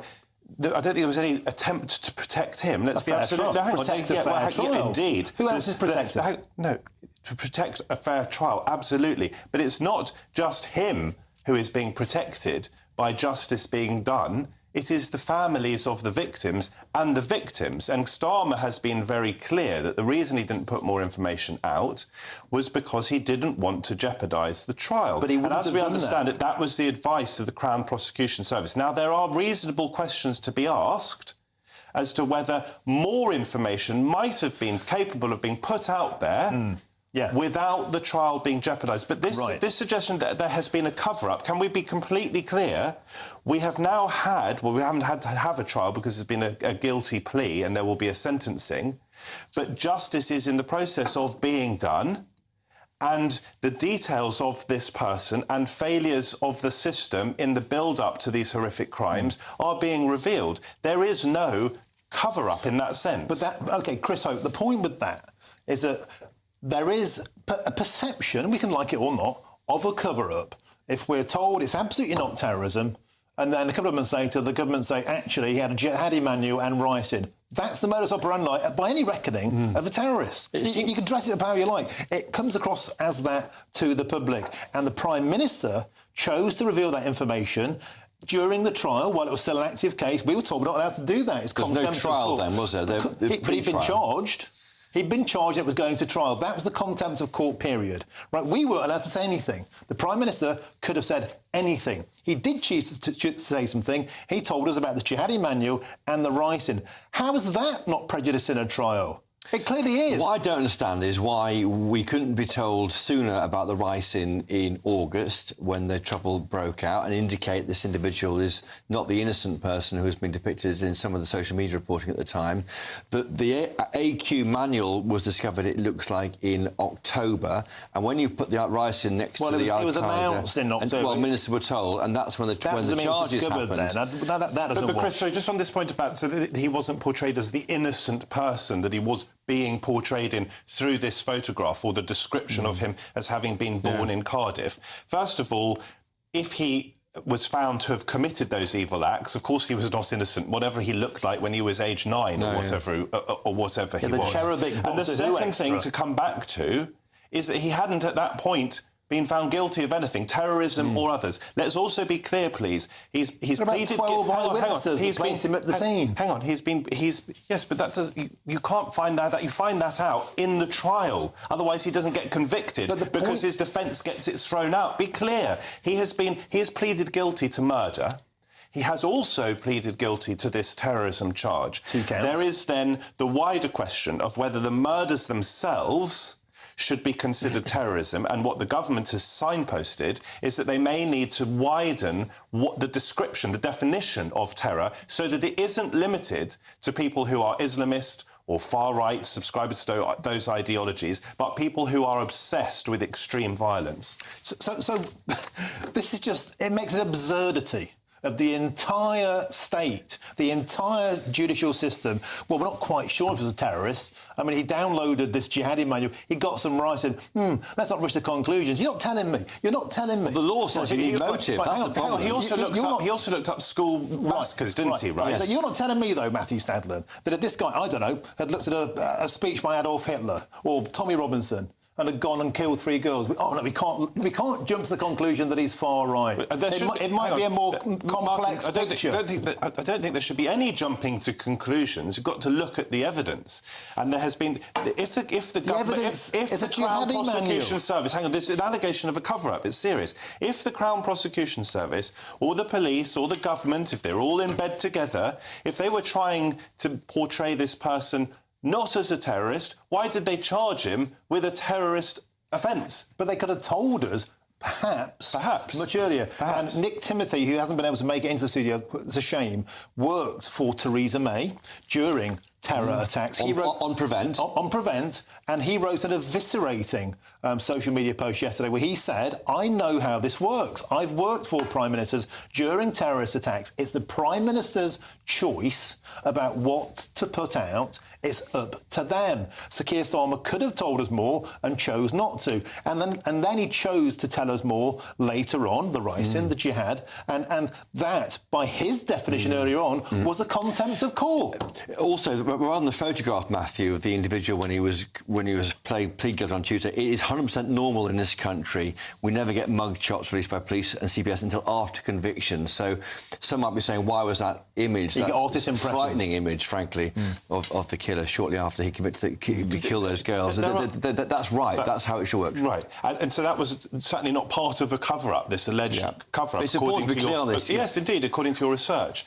Look, there were clearly extremely serious failings by the British state, or that is what this inquiry will at least probe and question. Why was it that he came into contact with the government's and the British state's anti-terrorism, anti-extremism processes? But we're not sure if he's a terrorist or not. We're not quite sure. Hang on. You know, it's Martin, he's astonishing. pleaded guilty to a terrorism effect. The question is, why, if these turn out to have been failings, we need to root and branch sort out our system, particularly given this extremely disturbing news that has come out in the last day or so, that there are 162, was it? Yeah. People who are considering Don't know where they are. Massacres in schools. I mean, I'm a father, for goodness sake. You don't need to be a father to be appalled by that. So clearly, there has to be, out of this evil, There has to be progress made so that this doesn't happen again. Fine, ask the questions about whether more could have come out at the time or been revealed. How many more times can we say lessons must be learned? How many more times?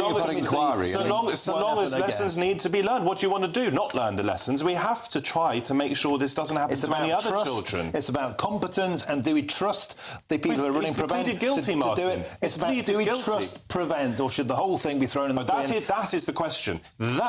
And also, by the way, how easily available knives are to people who shouldn't be going anywhere near knives. Knives are in every kitchen across the Britain. I don't buy this. They are, but you don't like zombie knives, right? I don't have a zombie knife in my kitchen, do I? This wasn't a zombie knife. No, I'm not saying this. I'm talking about knife crime more widely. Sadler, we have to leave it there. Always passionate, always a pleasure, and thank you very much to you as well, Chris Hope, for that latest line from the Conservatives. We have to move on. Now, the Labour Party have voted to hit grieving military families with inheritance tax. I'll be joined by a Falklands War veteran. Trust me, he's on the warpath once again. I'm Martin Daubney on GB News, Britain's News Channel.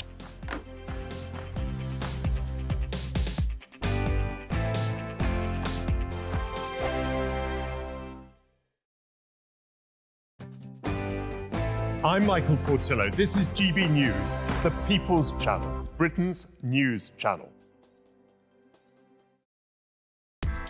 Join me, Nana Akwe, for an informative, interactive news programme with a difference. It's fun. No, he didn't say that, though. I'm so surprised. I think there's an element of truth to that. Join me from 3 p.m. every weekend, only on GB News, Britain's news channel. GB News Breakfast, every day from 6 a.m. Well, you know I like an auction. Yeah. And I've bought some strange things at auction before you have as well, haven't you, Eamon? Yeah, well, Ellie would throw this in the bin that you're coming up with now. How about this? Admiral Lord Nelson's hair. No. Cut. I mean, is this a bit spooky? Cut as he lay dying during the Battle of Trafalgar, so someone's gone, oh, we'll just have a little bit of that there. In 1805, is on sale in Jersey, and it's a little cup. How much would you pay for the hair? No, nothing. It would go in the bin, straight in the bin. What, even? What? That's very disrespectful to the British culture and heritage. I think it's disrespectful that he lay there dying and someone thought, we'll take a quick strip maybe they just had, maybe they thought, you know, because there's obviously the famous painting, isn't there, of the Battle of Trafalgar. Maybe they thought, we'll give him a quick haircut, and then they kept their £15,000. 15 grand. Where's the hair come from? What part of the body? His head, Eamon. Well, it could be his underarm. I don't know. You know, it depends. Let me have a little look. You would bid very curly. I think it's his. I think it's his head. It's his head. What? You would bid more for his head than say his underarm. Well, I think so. Yeah, I would hope so. Yeah. Or anywhere else. I would hope so. A little less whiffy there, the head hair. And there it is. And it's in a little pot. No. And the only way you can probably find out is if you DNA test it, I guess. It's definitely his. Whoever pays for that is bonkers. Well, that's creepy. I was seriously tempted to make a bid for a toupee, not for me, but as worn by John Wayne. John Wayne's wig? Yeah. Why? Wow. Why? Well, why I didn't get it was my wife said to me, that is not coming into the... Well, she's right. She's right. GB News, the People's Channel. I'm Christopher Hope. From pop stars to politicians, I'll interview anybody in a pub who's got a political opinion. Join me every Friday on Spotify, Apple Podcasts, YouTube or gbnews.com, or wherever you get your podcasts. This is GB News, the People's Channel. I'm Stephen Dixon, and thanks for joining us on GB News, Britain's news channel.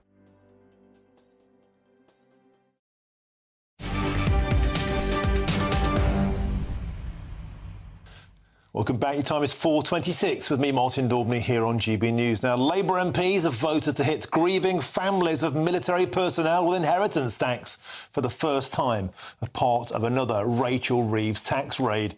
And this means that children or partners of unmarried servicemen and women will, from April 2027, have to pay death duties on this benefit. Well, I'm delighted to say I'm now joined by the Falklands War veteran, the legend, the man, that is Simon Weston. Simon, always an absolute delight to have you on the show.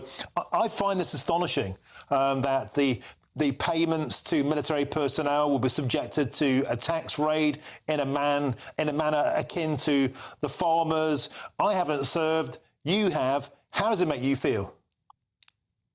I'm absolutely outraged that they would even go near the families. Just because you're not married or in a civil relationship that's been has been agreed by some authority, the fact that you're living with somebody, you have children with somebody, that you could be penalised in this way. You know, service people die in all manner of different ways without being on active service, travelling to work. You know, it's a danger for everybody. But you could end up dead and then the family are penalised. I just think it's an appalling grab of cash. It seems to me like they've come up with ideas to penalise people. Why? Is it because they're a group that may not vote for them? Is it a group that don't agree with them? I just think this is scandalous. It's just another petty attack. There aren't that many. So the amount of money that they possibly could recoup would not be that great. It certainly wouldn't pay for a weekend of immigrants in a hotel. So, you know, let's put it this way. What do they intend to benefit from it? So why are they attacking them? Are they saying, you have to get married? We want you all to be married? Are they forcing them into a church? What is it? What is it with these people? This is an actual grab that could affect me personally because I have family in that situation.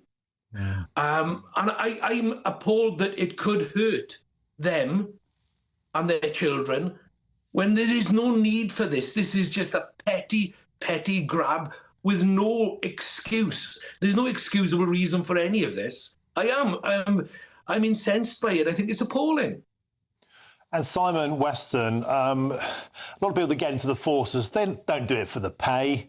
It's very poorly paid compared to other public services. Hey, we live in a country where train drivers get more than people who risk their life on a battlefield, people like yourself. I digress. But these benefits, they're part of the recruitment process. They're part of the retention process. It's a benefit that you've always received in the armed forces. It's a little something extra to give peace of mind to those who might not make it back today. And that seems to be another own goal, another disaster. Recruitment is already at an all-time low. Retention is at an all-time low. How can this help? It all comes down to trust. Can you trust these people not to come back for more and find another area with which they could grab money from? This just seems so petty. It seems so nasty. It doesn't seem to have any good reason for doing it. But then again, it wasn't in the manifesto. But then again, whatever has been done so far in the last 6 months, none of it was in the manifesto. None of it was there. So all of this has been heaped on afterwards. Everything that was in the manifesto hasn't been done.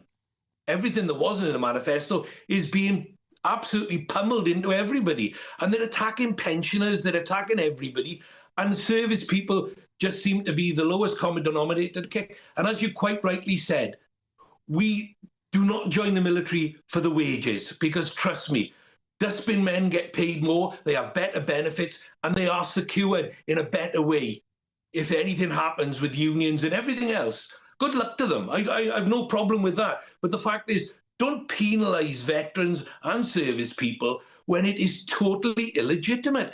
These people do a great job. They do a very hard job. They spend months, if not years sometimes, separated from their loved ones.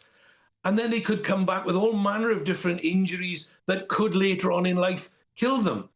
But with the way they're penalising people and they're punishing people and the way they're putting these punitive little money grabs on people, there is no incentive for people to stay in a situation, stay in a job, to be able to go forward and risk your life for the demands. And let's be honest, the people who send you to the conflicts, the people who train you and get you trained, that's the government. That is the politicians, the people in their ivory towers who never risk anything. And probably the only thing they've ever fired is a secretary. You know, they've never been there. They've never done anything that's ever, at the slightest, risked their life for anybody. But they want to penalise people. I mean, I'm outraged at this, because I have seen this where people have suffered, where friends of mine have died and their loved ones have suffered because of that, because they weren't married. We've seen the anguish that was caused over medals not being able to be claimed by family members because they weren't married. You know, those things did get rectified, but this is just petty. It's mean, it's spiteful. There is no need for it, none whatsoever. Veterans have a hard enough time. We know that. We read about it every single day. Veterans take their own lives because of the lack of mental health care that's available. We hear about all of the different problems that veterans go through. People who are serving, current serving people, do not need to have this as an extra pressure and an extra diversion for the government. You know, they can do this, and there'll be people there who will be going, yes, absolutely great, because they don't like the military. How many of these Labour politicians genuinely do not like the military because they voted for it? Most of these people want to remember, most military people come from the constituencies that most of the Labour politicians actually serve. They seem to forget that.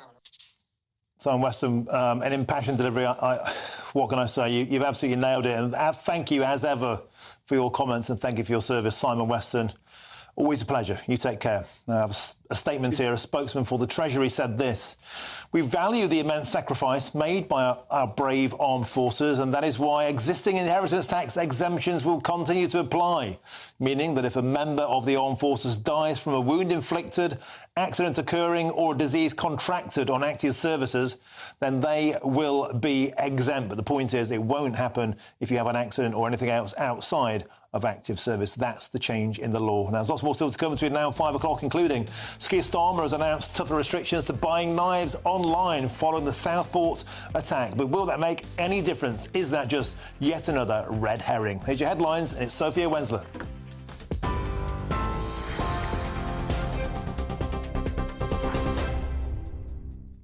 Martin, thank you. Your headlines at 4:34. The Defence Secretary has issued a stark warning to Vladimir Putin after a Russian spy ship's been located off the coast of the UK. Speaking in the Commons, John Healey warned the Russian president, "We see you and we know what you're doing." The ship's believed to be used for gathering intelligence and mapping the UK's critical underwater infrastructure. It entered UK waters on Monday, prompting the Royal Navy to deploy HMS Somerset and HMS Tyne to track it. Meanwhile, Donald Trump has threatened Russian President Vladimir Putin to end the war in Ukraine.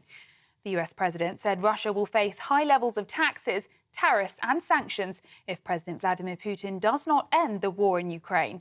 Posting on his Truth Social, Trump expressed his love for the Russian people and his good relationship with Putin, and then issued a direct warning to stop this ridiculous war. He writes, "It's time to make a deal. No more lives should be lost."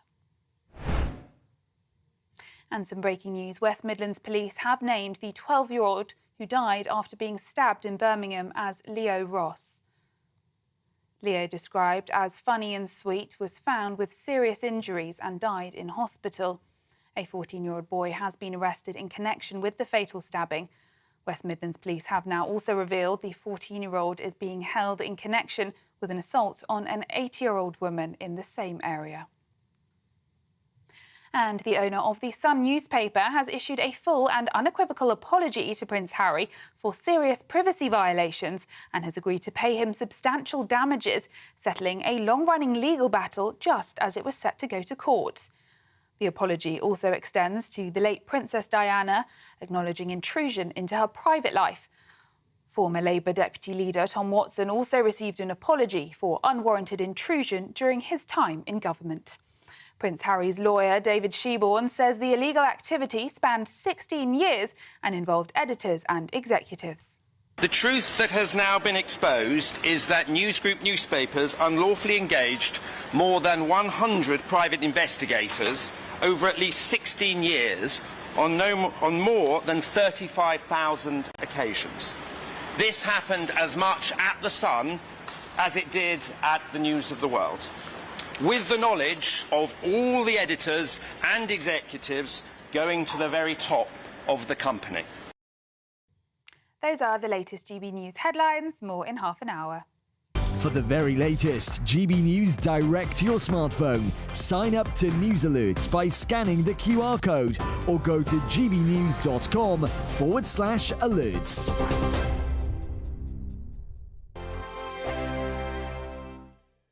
Yes, it's time for your latest weather updates from the Met Office.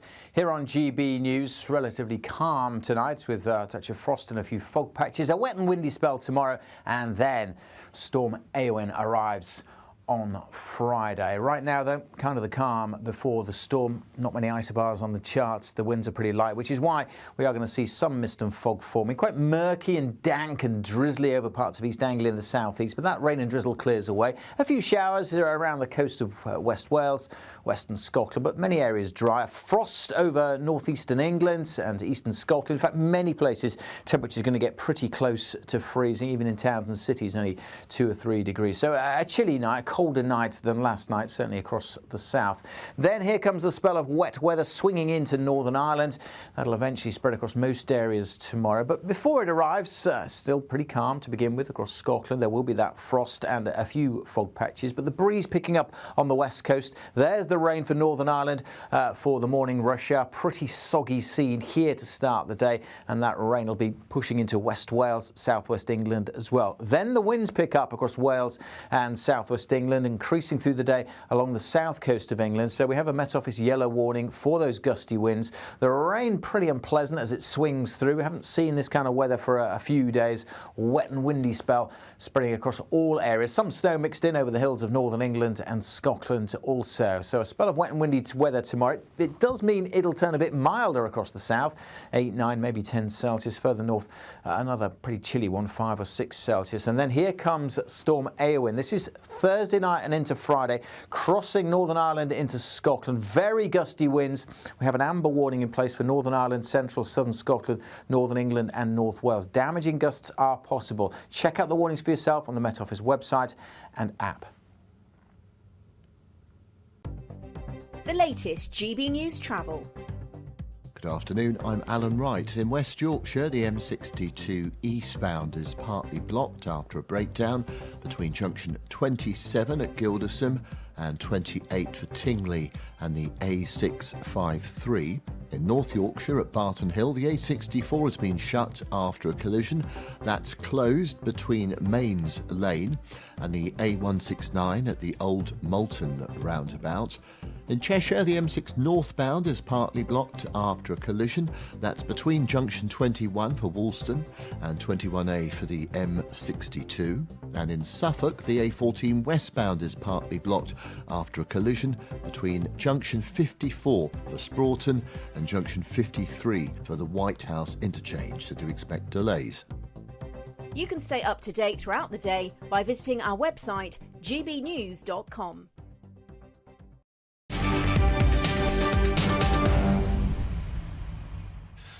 Welcome back. 20 to 5 with me, Martin Daubney, here on GB News. Now, people buying knives online will be asked for 2 types of identification under new government plans to prevent underage knife sales. Now, this was sparked by Axel Rudikabana, of course, who pleaded guilty to killing 3 girls in Southport using a knife that he bought from Amazon when he was just 17 years old. Now, let's remind ourselves what Sir Keir Starmer had to say earlier on today. We are taking urgent action to ban zombie-style knives and regulating the online sale of knives. It is unacceptable that these murder weapons can be bought with 2 clicks. OK, but will actually limiting sales on Amazon make any difference? Was it just a distraction? Well, joining us now is Byron Highton, an anti-knife crime campaigner whose brother John Joe was sadly stabbed to death. First of all, Byron, I'm tremendously sad for your loss. I'm always deeply moved by people who turn a tragedy into a campaign. So full credit to you, my son, for doing something very, very positive. Can I ask you about the notion that buying knives online, that Amazon are somehow the problem? You know, knives don't kill people, psychopaths kill people. We have a problem with people, not knives. Gone over to you, you're the expert. Listen, this is why I've been doing this. 7 years I've been teaching like this, and it's only just in the last 6 months that people are coming around and saying, we need to speak to Byron because he's been saying this. We have not got a knife problem in Britain. What is up with our government? We've got a cultural problem. Knives don't get up and stab people. People stab people. What did he say then in his absolute terrible speech? Is within 2 clicks, someone can buy a knife. But yet, within 2 clicks, we can go onto YouTube and watch rappers who have stabbed people to death, laugh about it, get likes, and become celebrities. Are they mad? It's like our government. It's quite easy. They're either stupid or they don't care. How is it possible that 99% of the people I teach all act the same, walk the same, talk the same, use the same drugs and carry the same types of knives? How is it possible that they're all the same? It's because we have got a culture surrounded by music and corporations that make money off it. Knife crime is because there is nobody in government policing clothing brands and the record companies selling crap to our kids to get them addicted, and the byproduct is they're stabbing each other to death. But yet the owners of these companies never lose their sons and daughters. Banning knives is ridiculous. It's insane. It's just smokes and mirrors. Byron, I wish we had people like you running the country. I really do. I think we'd have half a chance, mate. Yeah, I've said this before. We need someone in government, right, that isn't a part of government, that does not care about being called racist, it does not care about being called homophobic, that his #1 job, I said I'll do it, that will go in and say, I don't care what you say about me, the #1 priority in every single successful country is you protect your children. If you sell violent clothing, e-cigarettes, ZKs, we will come to your country and we will shut your company down because you're endangering kids. If you rape a child, no matter what religion you are, you get castrated. If you stab kids in the face at a festival, these beautiful young kids, you die by lethal injection, mate. But the question isn't why is this happening? It's why isn't the government doing anything? Okay, Byron, some of those solutions there are a tad extreme. We don't quite live in a country just like that yet. But I get it. You're frustrated. You're hacked off. You've had tragedy impact your life in the cruelest way imaginable. Can I rewind a bit there to one of the points you said about the cultural issue? What is the culture? Let's just call a spade a spade. Let's just have the facts on the table. Knife crime affects what culture, and who's dying and who's doing the killing? Well, the thing is, right, all the kids I teach, literally 99% of them that I get brought to teach that carry knives all look the same. You'll dress the same. You'll act the same. You'll talk the same. And they all copy each other's lingo. So it doesn't matter if I train someone in Newcastle, London, Birmingham, they all have the same sort of roadman way of talking because they're all brainwashed by the culture, all right? But yet you do not see people who own these record companies, their sons and daughters dying. It's just mass brainwashing to sell products to kids, and then it's destroying society.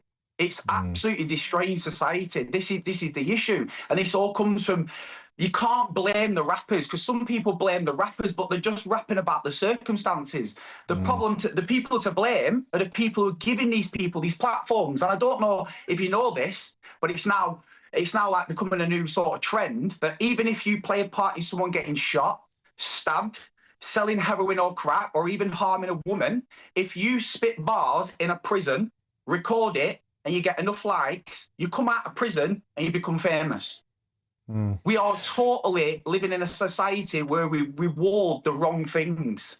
And this is the issue. Fast forward 20 years of doing this, and yet again, we've just had a 12-year-old kid stabbed to death. And mark my words, Britain, if we don't stop this and have serious extremes like my views implemented, we are on a countdown before we are losing kids with single-digit ages, as in below the age of 10. Mark my words, you will know that I said that first. It's just a ticking time bomb. OK, Byron Highton, I hope you're wrong, but I fear you're right. A very, very passionate young man. Please come on the show again. And once again, I'm sorry for the tragic loss of your brother, John Joe. You keep going. Well done, mate. Wow, what a show today. What emotion that is there. Now, moving on. Apparently, footballers aren't stupid. I'll be joined by the legend Mickey Quinn next. Is it true? I'm Martin Daubney on GB News, Britain's News Channel.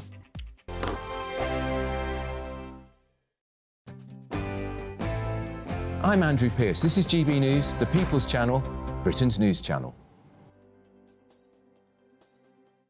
Headline Headliners on GB News 11 p.m. every night. It's got 3 top comedians going through the next day's newspapers so you don't have to read them, which is great. That's a good point. He's lying. Maybe he's not lying. That's Headliners every night from 11 p.m. and 5 a.m. as well on GB News, Britain's news channel.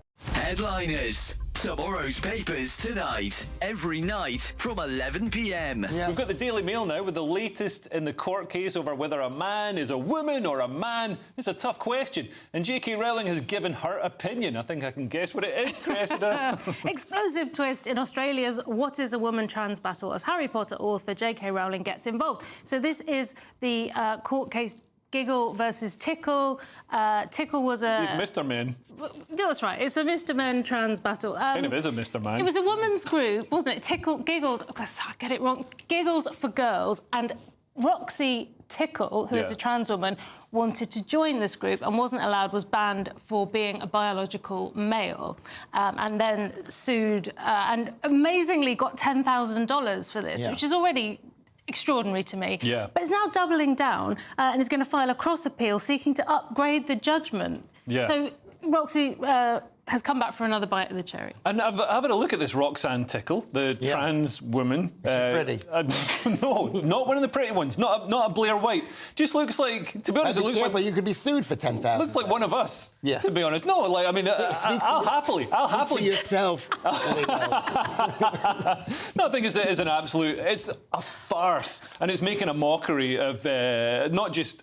It's not just making a mockery of women's right to have their own spaces. It's making a mockery of genuine trans people who actually put some effort in and look like a woman. What do you mean a genuine trans And also, people? if We don't believe in that. If your name was Roxanne, if you were going to transition, you wouldn't pick the name Roxanne Tickle. What? You choose Tess. Tess. That's a kind of name. No, the truth is that's one of the problems, is you get a choice of the name you're going to choose. And of course, you're going to choose like a hot Roxanne. That's a hot Roxanne. That's a great name. They're not going to choose. You don't think Louis. Tess would work better with Tickle? GB News, the People's Channel.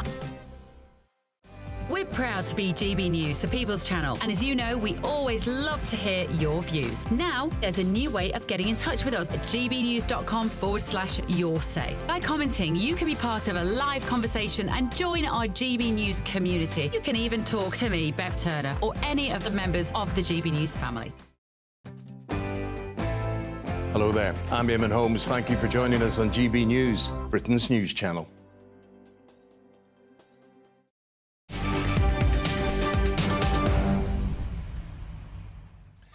Right, it's approaching 10 to 5 with me, Martin Daubney, here in GB News. Now, the stereotype of the stupid footballer may finally be put to rest because a new study by researchers has found that footballers apparently consistently outperform the average person in problem solving, working with their memory and even executive function. So, are the brains of footballers wired for high-level thinking, both on and off the pitch? Well, what better bloke to test this on than the intellectual giant, the legend, the former footballer and the broadcaster, Mickey Quinn. Mickey, I always knew you were an Einstein in waiting, mate, and now the science has proven me right. Well, I don't know what you got me on for because I'm in the stupid category, Martin. I'm telling you. I've even put a pair of glasses on for you so I look half intelligent. Do you know what I mean? No, mate. So I was just going to say, my generation of footballers, we weren't very academic. We were, if you had a gift, which we did, we were offered apprenticeships when we were 15. Were we worried about doing our exams? No, because we had an apprenticeship. So my era of footballers weren't the best academical. Yeah. I think a lot of modern-day footballers, they're obviously got more common sense, more brains, and more healthy than when I was playing, Martin. But I've got to say, Mickey, the thing about this study, and it is actually really, really fascinating, it compares, for example, the brains of very high-performing footballers like your Wayne Rooney's, your Ronaldo's, your Messi's. They have a brain that's hardwired in the same way as a fighter pilot or somebody like a Formula One driver, because the brains can measure things in 3D very quickly in real time, spatial awareness. It's not about passing exams. It's not about being book clever. It's about having a very high-functioning brain. And scientifically, Mickey, this is true. And what it shows you is the opportunities to working class lads might not be to train to be a fighter pilot, but the brains of people like yourselves are cut out for areas of 3D problem solving and football. And the study stands up. You know, Mickey Quinn, this might be the first time you've ever heard this, mate, but you're an absolute genius, pal. I'll take that every day of the week. Well, I keep going back to comments of my mentors and previous footballers like Ian Rush when he moved to Italy, Martin, and after a month about there he said I couldn't settle down. It was like living in a foreign country. You know, things like that, you know, they don't paint us in a very good picture. Ron Atkinson saying, you know, this could go either way, a game when it just kicked off. You know, Phil Brown, when he commentating on a game, he said, do you know what, if you just close your eyes now, you wouldn't be able to tell the difference between the two teams. It just doesn't add up, man. You know what I mean? I'm sure in every you know, business and every office, and there's brainy people and there's, well, common sense people, let's put it nicely like that. But I do think there's something in this, and I've always been a huge believer. You know, I'm a working class lad myself. You know, there's not a lot of opportunities open to everyone in life, and football is a huge way of having a high-performing brain and getting mega salaries. And maybe this study gives it some financial merit. Mickey Quinn, you know, it's always an absolute delight to have you on. And who'd have thought you could be, as well as being a great goal scorer, you could be a mastermind champion. Mind you, you always have been good at passing. Pass, get it? Mastermind. It's a terrible joke. I should stick to my day job. Mickey Quinn, always an absolute pleasure to have you on the show, mate. Cheers, Martin. Cheers, mate. A ball. Thank you. Thanks, mate. I think there's something in that. I really do. You know, the high-performing brain of a footballer could be a fighter pilot, but the working-class lads never got the chance. Mickey Quinn, legend, always an absolute joy. And isn't it good to have a bit of fun on a day where there's a lot of serious news? And talking of which, Prevent, the anti-terror watchdog, missed 3 chances to stop the Southport triple child murderer Axel Rudakabana. Why? I'll be joined next by Lee Anderson, who thinks that they're an absolute disgrace. I'm Martin Daubney on GB News, Britain's News Channel. Now here's your weather.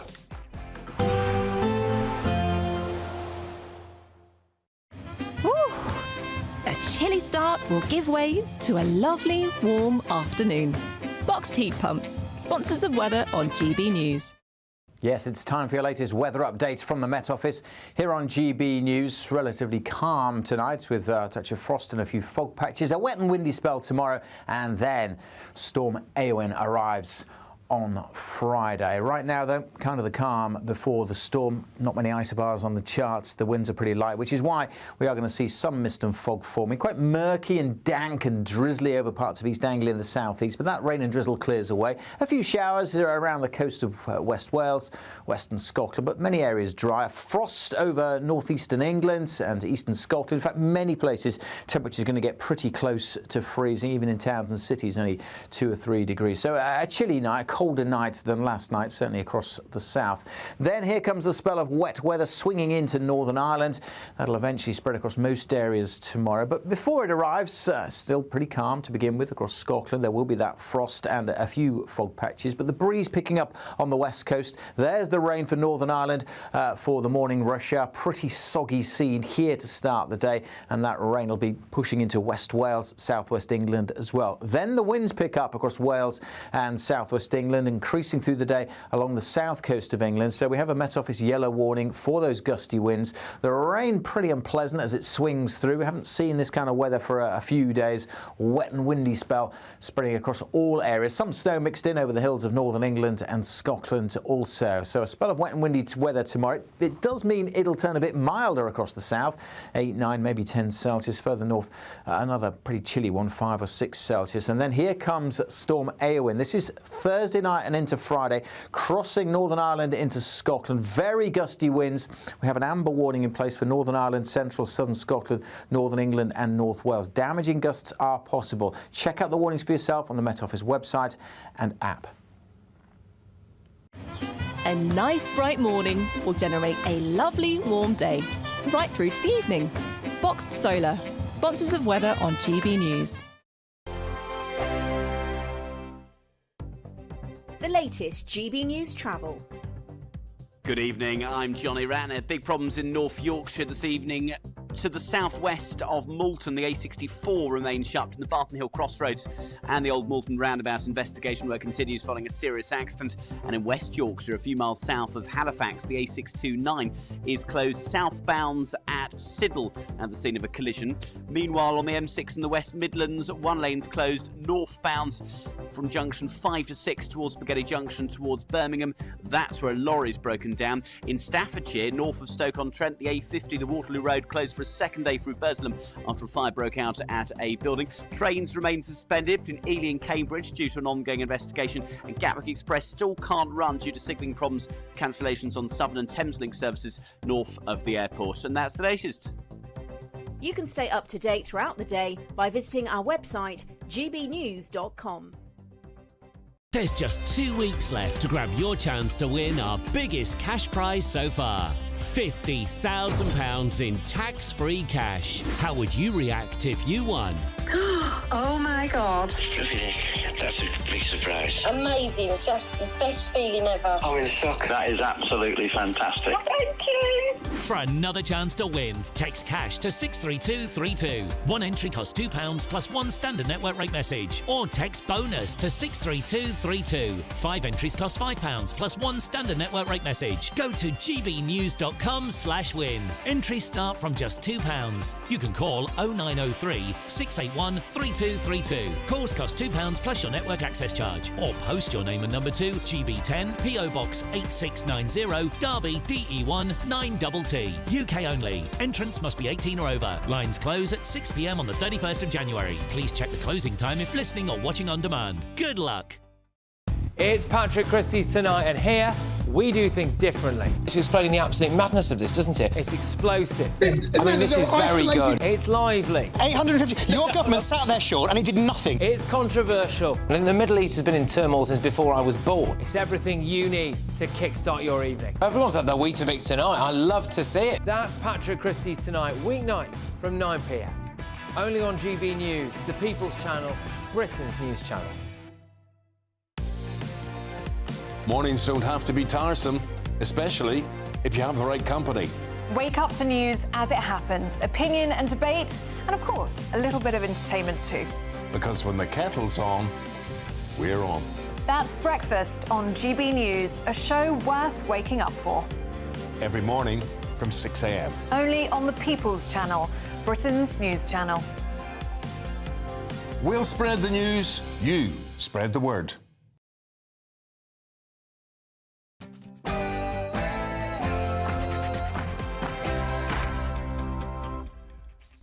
A very, very good afternoon to you. It's 5 p.m. Welcome to the Martin Daubney Show here on GB News. We're broadcasting for you live from the heart of Westminster and all across the UK.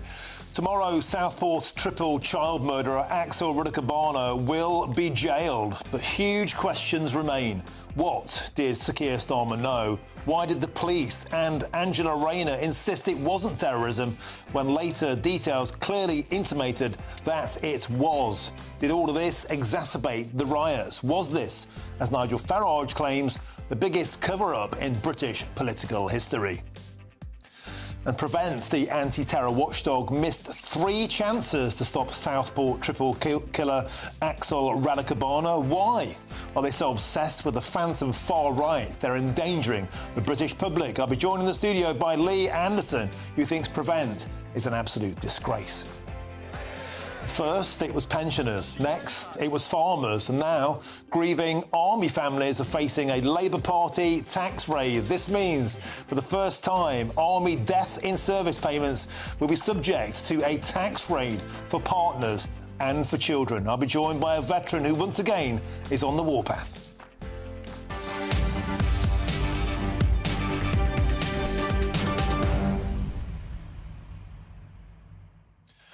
Welcome to the show. It's always a pleasure to have your company. Tomorrow, Axel Rudakabana will be sent down and the truth will start to emerge. Who knew what? When? Why did the government insist it wasn't terrorism, as did the Merseyside police, and then later on released details which basically prove it is terrorism?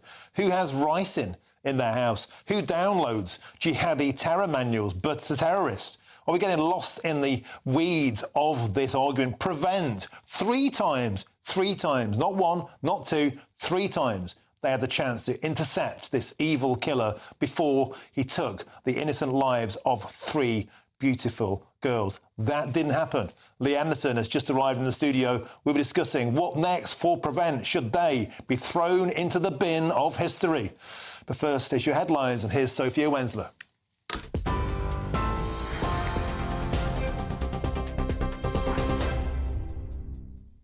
Martin, thank you. It's just gone 5 o'clock. These are your headlines.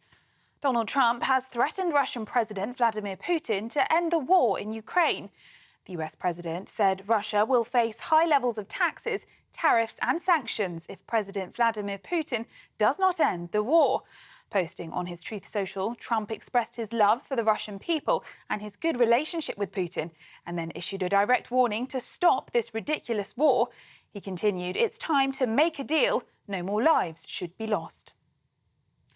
Meanwhile, the Defence Secretary has issued a stark warning to Vladimir Putin after a Russian spy ship's been located operating off the UK coast.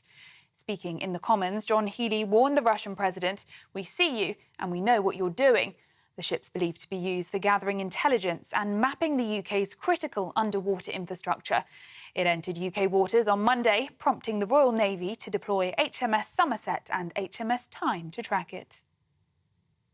In other news, Sir Keir Starmer and Kemi Badenoch clashed at Prime Minister's questions today, with the Conservative leader accusing the Prime Minister of wrecking the Conservative government's legacy on education. Badenoch slammed the schools bill, calling it an act of vandalism and arguing it will attack excellence and hurt educational outcomes.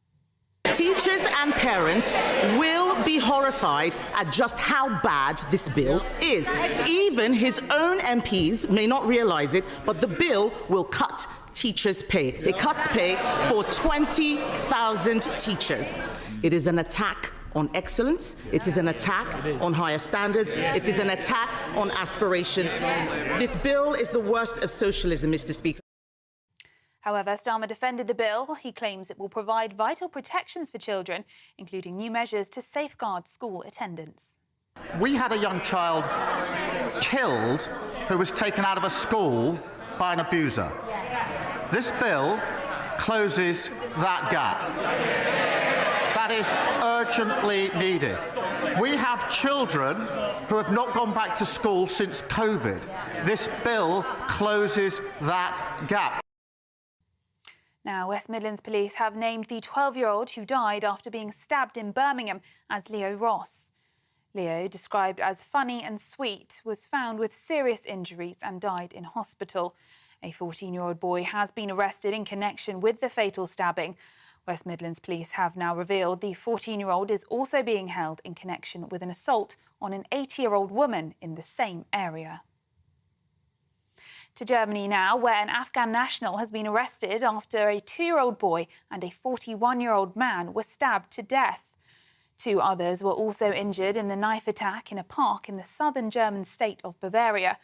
Police said a 28-year-old Afghan national has been arrested and 2 seriously injured people are receiving treatment in hospital. It's understood the suspect, who had followed a daycare group of 5 small children, was detained at the scene in Schöntal Park, where the attack occurred at around 11:45 a.m. local time. According to Der Spiegel, the suspected perpetrator is a male asylum seeker who is said to have had mental health problems. Officers have said the motive for the attack is currently unclear. And the owner of the Sun newspaper has issued a full and unequivocal apology to Prince Harry for serious privacy violations and has agreed to pay him substantial damages, settling a long-running legal battle just as it was set to go to court. The apology also extends to the late Princess Diana, acknowledging intrusion into her private life. Former Labour Deputy Leader Tom Watson also received an apology for unwarranted intrusion during his time in government. Prince Harry's lawyer, David Sheeborn, says the illegal activity spanned 16 years and involved editors and executives. The truth that has now been exposed is that News Group newspapers unlawfully engaged more than 100 private investigators over at least 16 years on more than 35,000 occasions. This happened as much at The Sun as it did at the News of the World. with the knowledge of all the editors and executives going to the very top of the company. Those are the latest GB News headlines. Now it's back to Martin.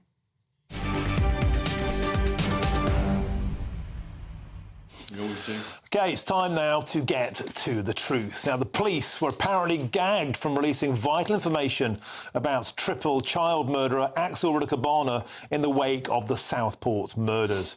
According to reports, Merseyside police claim they'd wanted to provide details about the killer's background, but were warned not to by the CPS. Now, do you believe that? Because this comes after Sir Keir Starmer admitted he did withhold information about the terrorist links of Axel Rudiker-Barner from the public, but he denied he was part of a cover-up. Now, let's just remind ourselves of the timeline. Let's go back in time now to the day after that triple killing in Southport, when Serena Kennedy, the Chief Constable of Merseyside Police, had this to say. At this time, counter-terrorism policing has not declared the events of the 29th of July a terrorist incident. I recognise that these new charges may lead to speculation.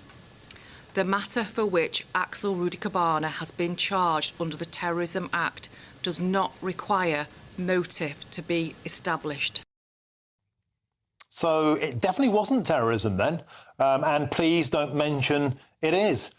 Meanwhile, the Deputy Prime Minister, Angela Rayner, well, she doubled down and said the suggestion that the Southport attack was terror-related was fake news.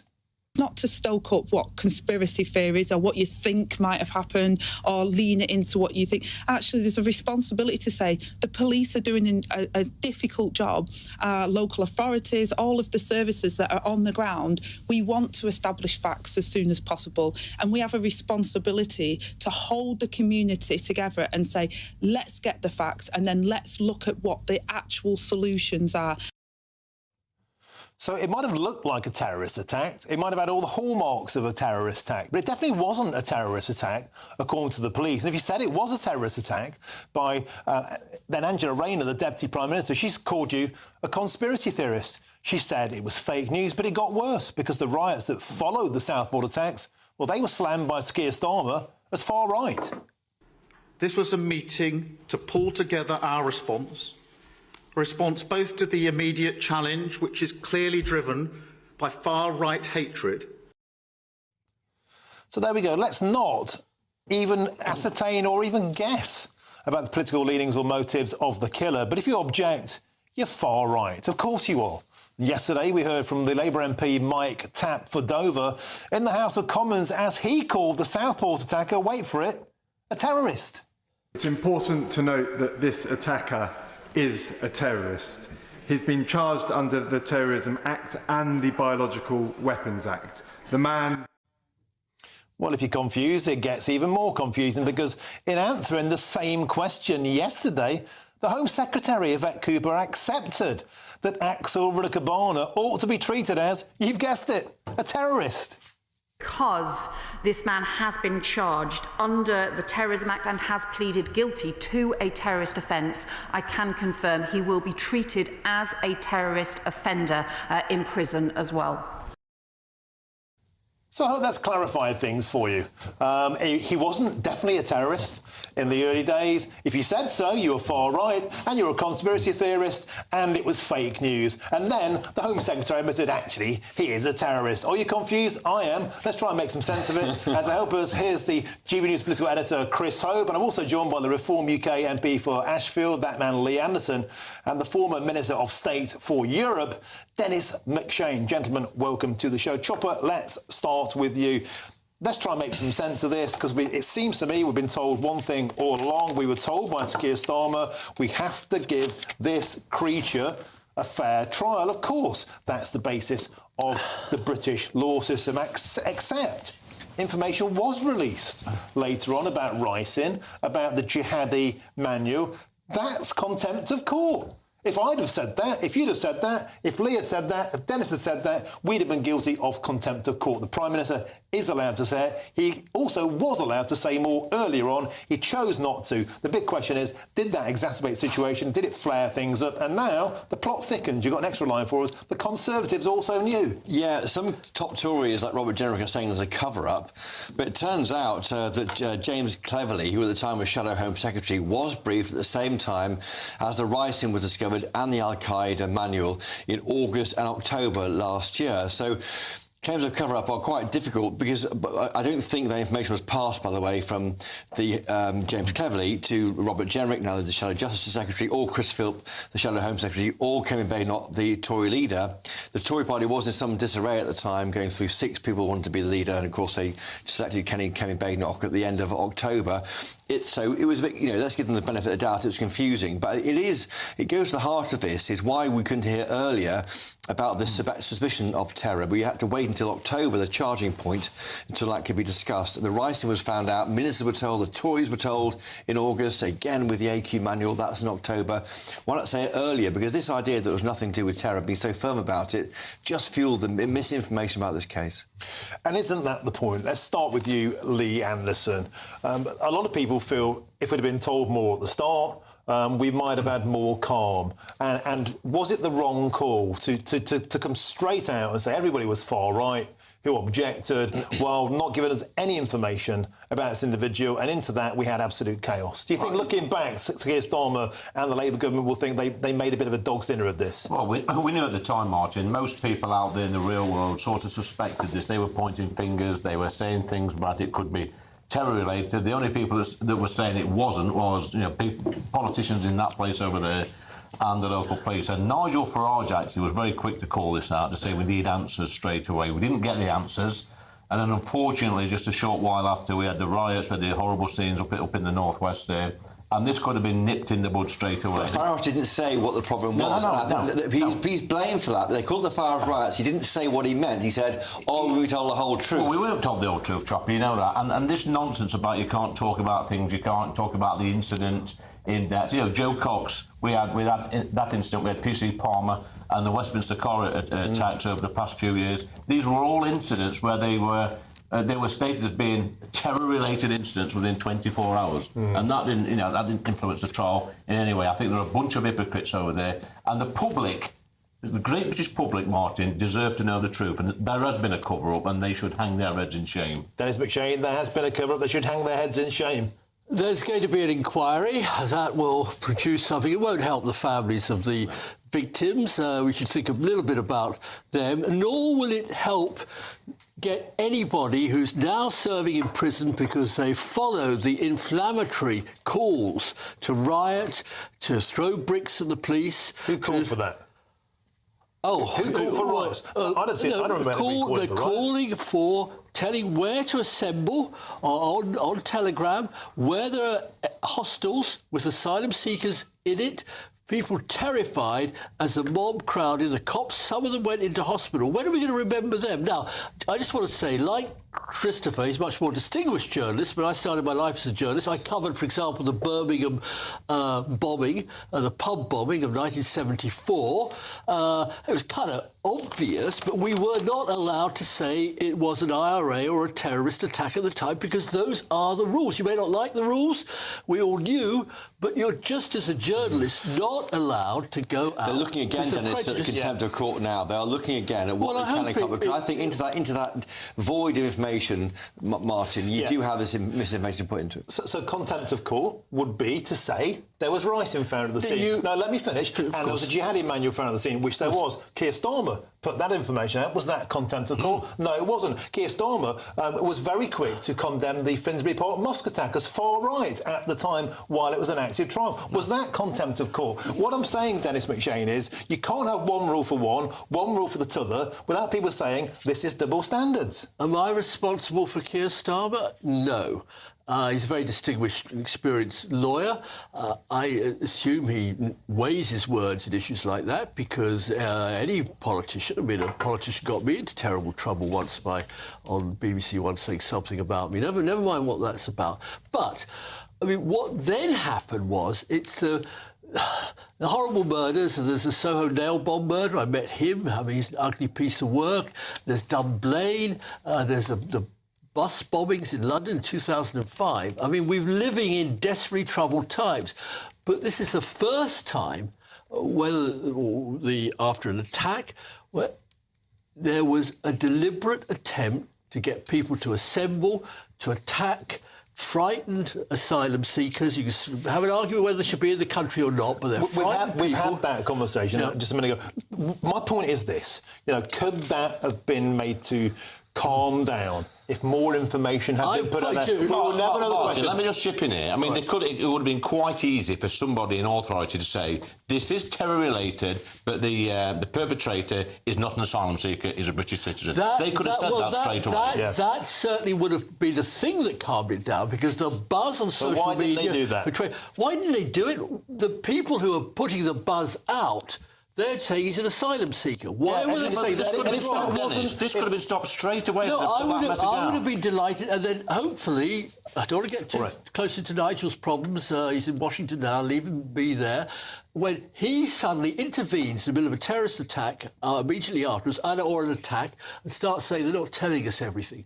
Now, I don't remember a single politician saying that about Daubney, the nail bomb murderer, the Birmingham bombings. But it was proven to be true. Well, the Prime Minister admitted yesterday he knew a lot more than we were told, so that was true. It's a statement of fact.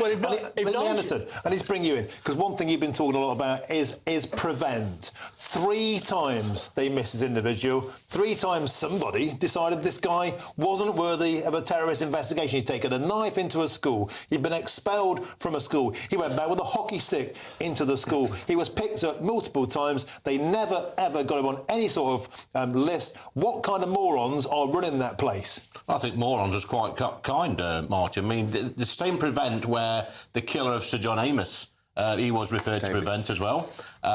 He went on to kill John. We've had this case as well, horrific case where this creature, as you talk about, has gone to horrifically murder 3 girls. What is the point of Prevent? They are morons running the place. And what I want to see, Martin, is these people in authority at Prevent, I want to see them sacked, held to account, their pensions took off them, and quite rightly be put in the dock and charged. I don't know what we can charge them with, but they are responsible. They are responsible. They're set up to prevent this sort of nonsense. And in the chamber yesterday, the Home Secretary said there was 162 people referred to Prevent last year on suspicion of wanting to get involved with school massacres. I asked her how many of the 162 were currently in detention. You know what the answer is? She couldn't give me an answer. I'll tell you what the answer is. It's 0. Well, what would you do, Leanne? What would you do, Anderson? If you might form a government next time, you tell us you're going to form a government. What would you do? Would you wind up Brent, jail all those 170 or so? I'd get them in the clink straight away. You haven't got the space in the jails, have you? Listen. We can make space. If we can make space for the 100 or so rioters, we can make space for these people who are threatening to go and massacre children in the playground. That would be my priority, Dennis. I will guarantee that within 6 months, 8 months, 10 months, I don't know, there'll be a massacre in the United States because of their gun law control. Some people blame Trump. I won't. And I don't really think you can lock up every American. This guy used a stabbing knife. It's not every American. It's everybody on a Prevent terror list who's been flagged as a potential school killer. Well, you could more or less say that people who walk into American sort of ordinary stores and come out with a kind of assault rifle also bear some responsibility. Now, I completely agree with everybody. I mean, I track Europe. There's so many similar incidents in all the European countries, and they have tougher laws. And you find out a magic solution to stop the Soho nail bomber, the Daubney guy, this idiot. Listen, now. Dennis. They should have been honest from day one. He'd have stopped all this nonsense straight away. And still now he's trying to cover his own tracks, this Sakir Starmer. He should just apologise, hold his hands up, say he got it wrong, and we won't do it again. I think if somebody had come out, we already were told he was an asylum seeker, a lie to inflame people. If somebody then had come out, and by the way, he was walking around with a couple of cans of ricin, And by the way, his only reading material for the last 2 weeks has been Al Qaeda terror manual. That would have made the riots 10 times worse. Yeah, but that wouldn't have to be the whole picture. He could have said, the rumours are this is an asylum seeker who just got off a boat. That's not true. That was said in the days after the attack. A day or two after. Not before the riots. After Nigel and others, I'm not blaming Nigel, but some of the others, the real influencers, that guy, Dennis, we had rioters attacking asylum-seeking hotels. That could have been stopped straight away. Well, the police tried to stop it, and old white men flamed up about it, started throwing rocks at them. And sadly, some of these old guys, I think one of them sadly died in prison. What kind of hate are we generating where an old-age pensioner feels he's entitled to throw bricks at the police because of alleged bad behaviour by horrible people? Gentlemen, we have to leave it there. Lee Anderson, Dennis McShane, Chris Hope, thank you very, very much for a spirited debate ahead of that resolution, we hope, tomorrow. Thank you very much, gentlemen. It's always a pleasure. I'm Martin Daubney on Britain's News Channel. Loads more to come, including Labour councillors blocked a motion calling for a full inquiry into rape gangs and child exploitation in Bradford. And we speak to the local MP who's called this indefensible.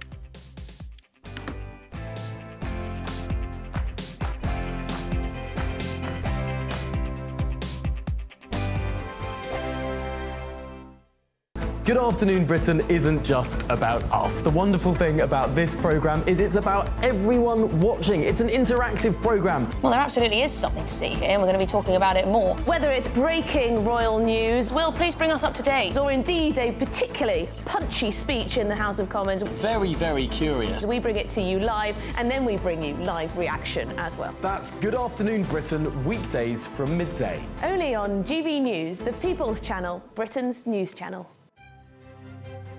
GB News Breakfast, every day from 6 a.m. Well, you know I like an auction. Yes. And I've bought some strange things at auction before you have as well, haven't you, Eamon? Yeah, well, Ellie would throw this in the bin that you're coming up with now. How about this?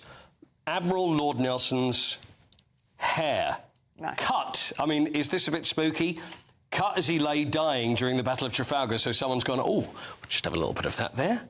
In 1805, is on sale in Jersey, and it's a little cup. How much would you pay for the hair? No, nothing. It would go in the bin, straight in the bin. What, even? What? Nelson, that's very disrespectful to the British culture and heritage. I think it's disrespectful that he lay there dying and someone thought, we'll take a quick strip Well, of hair. maybe they just had, maybe they thought, you know, because there's obviously the famous painting, isn't there, of the Battle of Trafalgar.Maybe they thought, we'll give him a quick haircut, and then they kept their £15,000. 15 grand. Where's the hair come from? What part of the body? His head, Eamon. Well, it could be his underarm. I don't know. You know, it depends. Let me have a little look. You would bid very more. curly. I think it's his head. It's his head. What? You would bid more for his head than, say, his underarm. Well, I think so, yeah, I would hope so, yeah. Or anywhere else. I would hope so. A little less whiffy there, the head hair. And there it is. And it's in a little pot. No. And the only way you can probably find out is if you DNA test it, I guess. It's definitely his. Whoever pays for that is bonkers. Well, That's creepy. I was seriously tempted to make a bid for a toupee. Not for me, but as worn by John Wayne. John Wayne's wig? Yeah. Why? Wow. Why? Well, why I didn't get it was my wife said to me, that is not coming into the house. No, she's right. She's right. GB News, the People's Channel. Hi, I'm Michelle Dewberry, and my show is your opportunity to cut through all the noise and dive in headfirst to some robust debates. Ideas clash. Situation, no, isn't it? No, Because the failure is... You're the failure deliberately avoiding my point. Nothing's held back. And if you think this is the end of it, wait for more. And we do not shy away from the difficult stuff. Sometimes I want to shake people and say, if only you understood. So join me on Jubes & Co. weeknights at 6 p.m, only on GB News, Britain's news channel.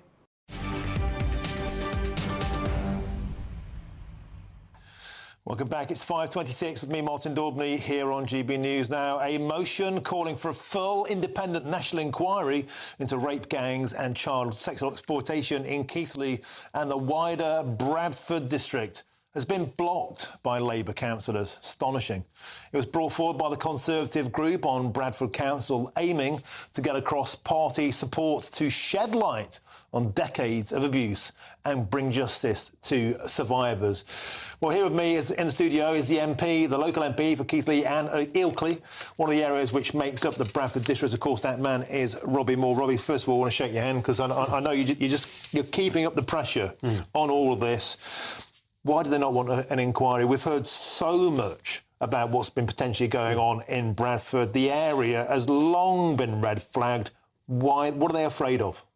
Well, look, I'm infuriated by last night's vote because this should not be, as I keep saying, about party politics. This is an opportunity for openness, for transparency, to be shone on this absolutely horrendous crime that has haunted not only Keighley but the wider Bradford district for far too long. There was a motion that was put forward last night calling on all councillors from all political parties to get behind the calls for a national inquiry with a specific local focus across the Bradford district. Now, that was blocked by Labour councillors alone last night, refusing to have that openness and that transparency. Now, I can only think that that is a result of them either nervous about what that inquiry might find, because we've never had a spotlight that's shone across the Bradford district, and that's absolutely the wrong thing to do, because victims, survivors, as I keep advocating, want this to happen because they want convictions to follow, and they want trust to be reinstalled back in the system of those authorities, like Bradford Council, that have failed them for far too long. You questioned Professor Alexis Jay in Parliament this week. Was that yesterday? This week you did that. And she, of course, wrote the Rotherham report. Is this just a total terror that any town could be the next Rotherham? Bradford can sense. We all know the rumours. We've all heard rumours. And in fact, you brought a case to attention, an astonishing case of 8 grooming gang members who were sentenced. Tell us about that. Yeah, OK, so on the very same day that Bradford Council was voting on this motion and then decided to block it, through my role on the Home Office Select Committee, we had Professor Alexis Jay in front of us. And she quite rightly carried out a report not only into Rotherham, but also the National ICSA report, spending a lot of time on that, detailed report. But what she indicated about Rotherham was she said that local authorities will be frightened of bringing these issues to the light because of concern about what might happen. Now, Rotherham came forward. Oldham came forward, Telford came forward, Rochdale came forward as local authorities wanting that local inquiry to happen. Bradford Council is still refusing to happen. Now, Friday last week, 8 men convicted from Keighley for gang rape and gang-related crimes. Only back in 22, there were 4 men that were convicted. Back in 2016, there were 12 men convicted. And back in 2015, 11 men convicted, all from Keighley, all from the Bradford district, all Pakistani men targeting innocent, young, white girls. Now, for me, something is going drastically wrong when local Labour councillors are still blocking inquiries and to be held across the district. So I'm determined to keep the pressure up on this. The big question is this. What are they afraid of? What are they trying to hide? Is this, we hear, a fear they might lose votes from the Muslim community? Is it worse? Could it be something else? Could it be institutional cover-up? Could it be people they know, people involved in the council? We've seen this in Oldham. We've seen it in other areas. People on the council, council workers themselves in Oldham. Rape gang leaders employed as safeguarding officers. We don't know how high the rock goes. We don't know how wide the rock goes. That's the point of an inquiry. Are they afraid of an inquiry? Because it might actually bring the whole house of cards tumbling down. The only way of hollowing the rot out in the system is by having more openness and transparency that leads to convictions. The only things that I can think about is because we don't know the scale of the problem across the Bradford district or indeed Keighley. I fear that Labour councillors, because it was them that blocked this last night, are frightened of effectively stoking racial tensions. That should not be an issue because this should be the difference between right and wrong. Secondly, I genuinely suspect they are worried about losing votes from what would normally be their core vote base. Now, that, again, is the wrong reason for doing this. Those in position positions of responsibility should be standing out and calling out the difference between right and wrong. That's the second failure. Third thing is the issue of who knows what a local inquiry would uncover. Yeah. There has been, as was identified by the judge that sentenced those 8 perpetrators on Friday last week, there had been failures by the local authority and by the police going back to the 1990s. So I do think that they are shying away from that openness, that transparency, for fear of other things being uncovered. Now, there has been improvements, absolutely, but not to the scale that needs to happen to ensure that the right level of convictions take place and the right level of reassurance and trust is put back in the system by between the state and those victims and survivors. I think it's absolutely essential that we keep the pressure upon this. Robbie, yesterday had a counsellor on from Oxford, rapists, paedophiles about to be released into their community. The council there, no interest whatsoever in any form of inquiry, despite a mother of an abused daughter saying her daughter was living in fear that her rapists were about to be released into the community. No interest in any inquiry in Oxford. Now it's the same in Bradford. Robbie Moore, thank you very much for coming in today and thank you for keeping up the pressure. We must continue to do that. Certainly we will here on GB News. Now, we've got a right of reply here from the Bradford District Councillor, and that's Susan Hinchcliffe, the leader of Bradford Council, told GB News, "We welcome that Yvette Cooper has said that she is going to do a rapid review, which will look at the current scale and nature of gang-based exploitation across the country.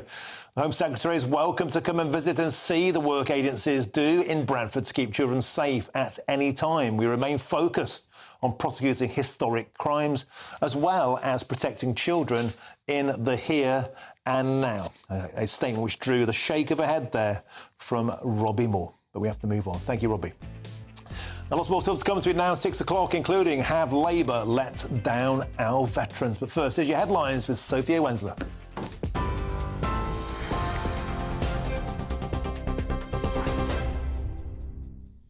Martin, thank you. Your headlines at 5:33. Donald Trump has threatened Russian President Vladimir Putin to end the war in Ukraine. The US president said Russia will face high levels of taxes, tariffs and sanctions if President Vladimir Putin does not end the war. Posting on his Truth Social, Trump expressed his love for the Russian people and his good relationship with Putin, and then issued a direct warning to stop this ridiculous war. He continued, "It's time to make a deal. No more lives should be lost." Meanwhile, the Defence Secretary has issued a stark warning to Vladimir Putin after a Russian spy ship's been located operating off the UK coast. Speaking in the Commons, John Healey warned the Russian president, "We see you and we know what you're doing." The ship's believed to be used for gathering intelligence and mapping the UK's critical underwater infrastructure. It entered UK waters on Monday, prompting the Royal Navy to deploy HMS Somerset and HMS Tyne to track it.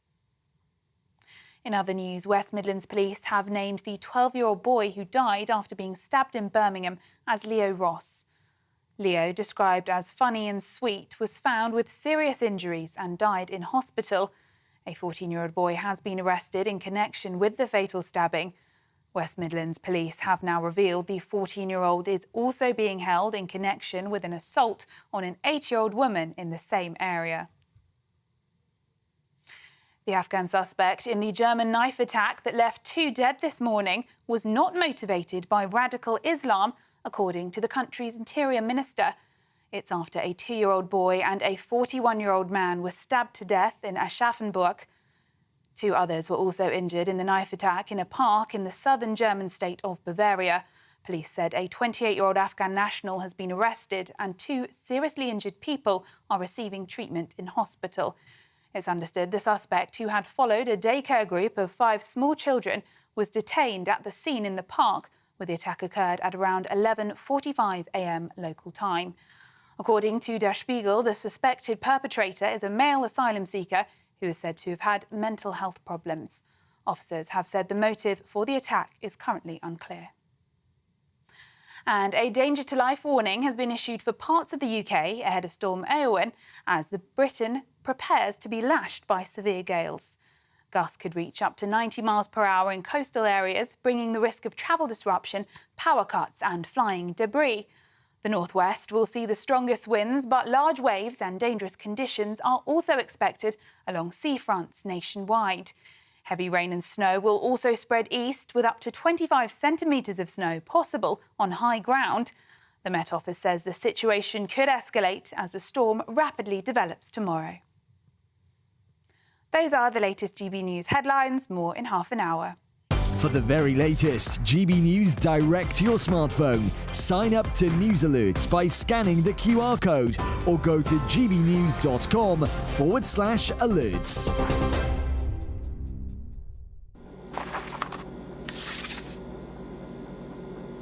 Crash Law 24 sponsors the GB News Finance Report.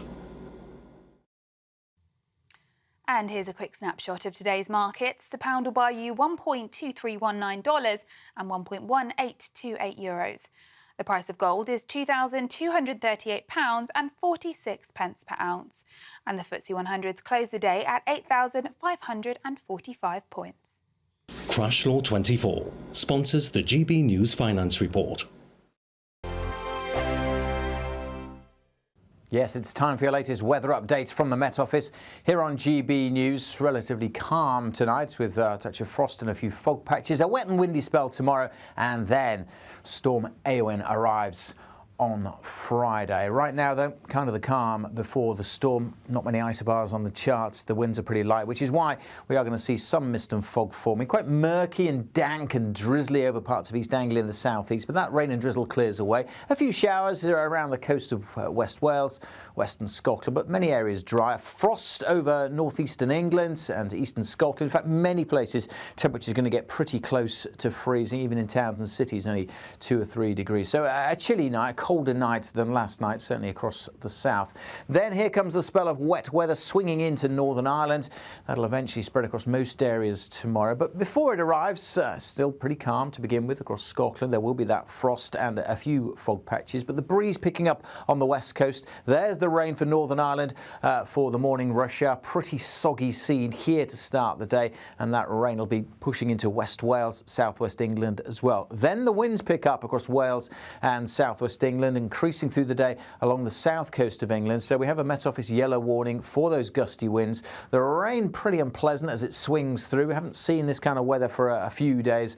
Wet and windy spell spreading across all areas. Some snow mixed in over the hills of northern England and Scotland also. So a spell of wet and windy weather tomorrow. It does mean it'll turn a bit milder across the south.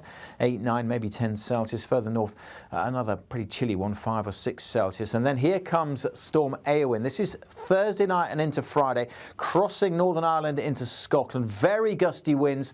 We have an amber warning in place for Northern Ireland, central, southern Scotland, northern England and North Wales. Damaging gusts are possible. Check out the warnings for yourself on the Met Office website and app. The latest GB News travel.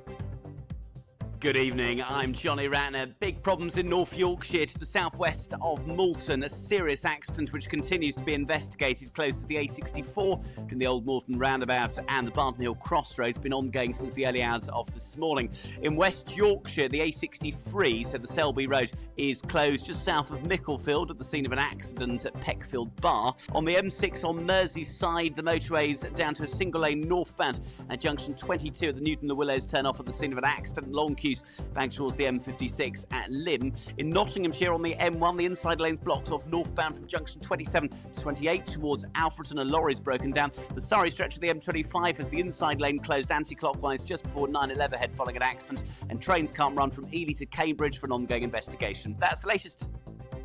You can stay up to date throughout the day by visiting our website gbnews.com.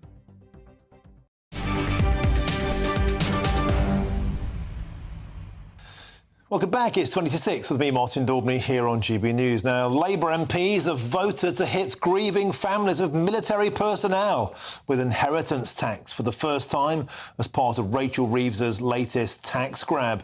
Now, this means that children or partners of unmarried servicemen and women will, from April 2027, have to pay death duties on this services benefit. Well, we can now speak with the SAS veteran, the legend, Phil Campion. Phil, a pleasure to have you on the show. First it was pensioners, then it was farmers. Now Rachel Reeves has her eyes on the payouts for services personnel. How on earth does this make you feel? Yeah, it's another easy target for them, isn't there? You know, armed forces, we don't have unions, we can't go on strike. It's sitting ducks for their stupidity as far as I'm concerned, and it's just another unbelievable statement sent out that they just don't care about our armed forces. They really don't. They couldn't put us to the further back in the queue when it comes to absolutely everything that they do.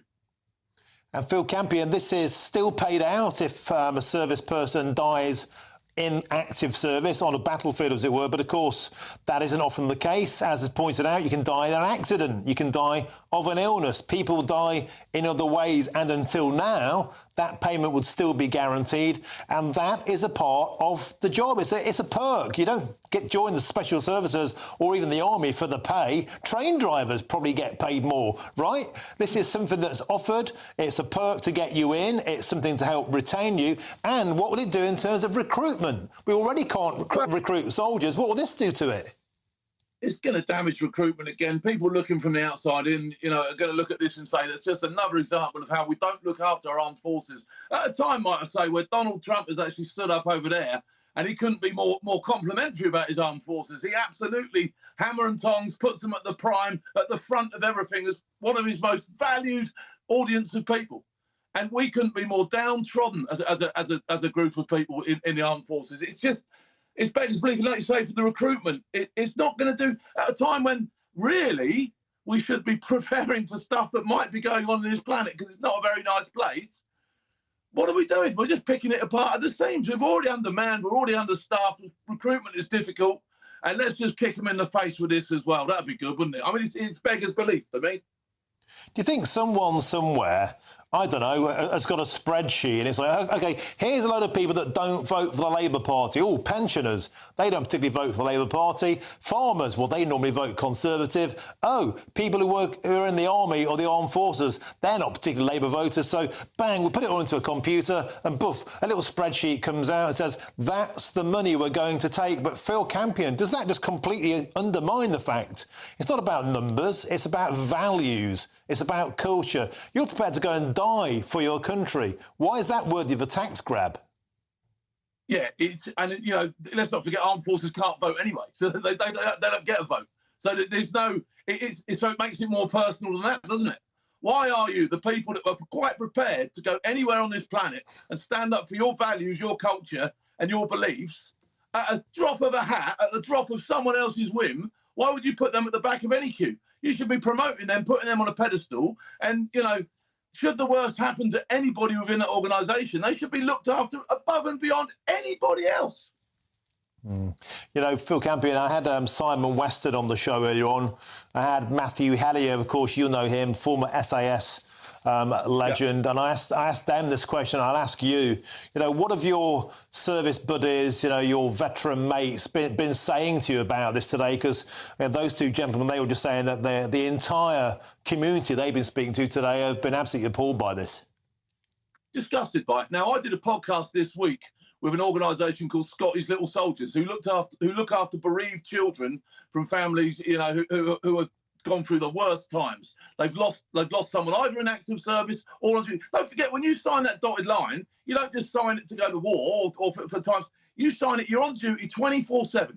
You're on call 24/7. You can be plucked out of the sky any time they choose. So it's not like saying, well, you go home at 5 o'clock. It doesn't really count because you're not. You don't go home. You could be, the phone could go at any time to anyone. So to say that I'm disgusted with what they're doing here is an understatement. It's just such an absolute shot across everybody's bowels. It's despicable. It borders on cowardice to me. Do you know what I mean? It's like, let's pick on people that have got no say, no vote, have got no union, can't do anything about it, and let's grab something off them, shall we? I'm disgusted. And like all my friends who I've spoken to about this, you know, and members from the charity Scotty's Little Soldiers, absolutely appalled that they would start taking from people like that. Ridiculous.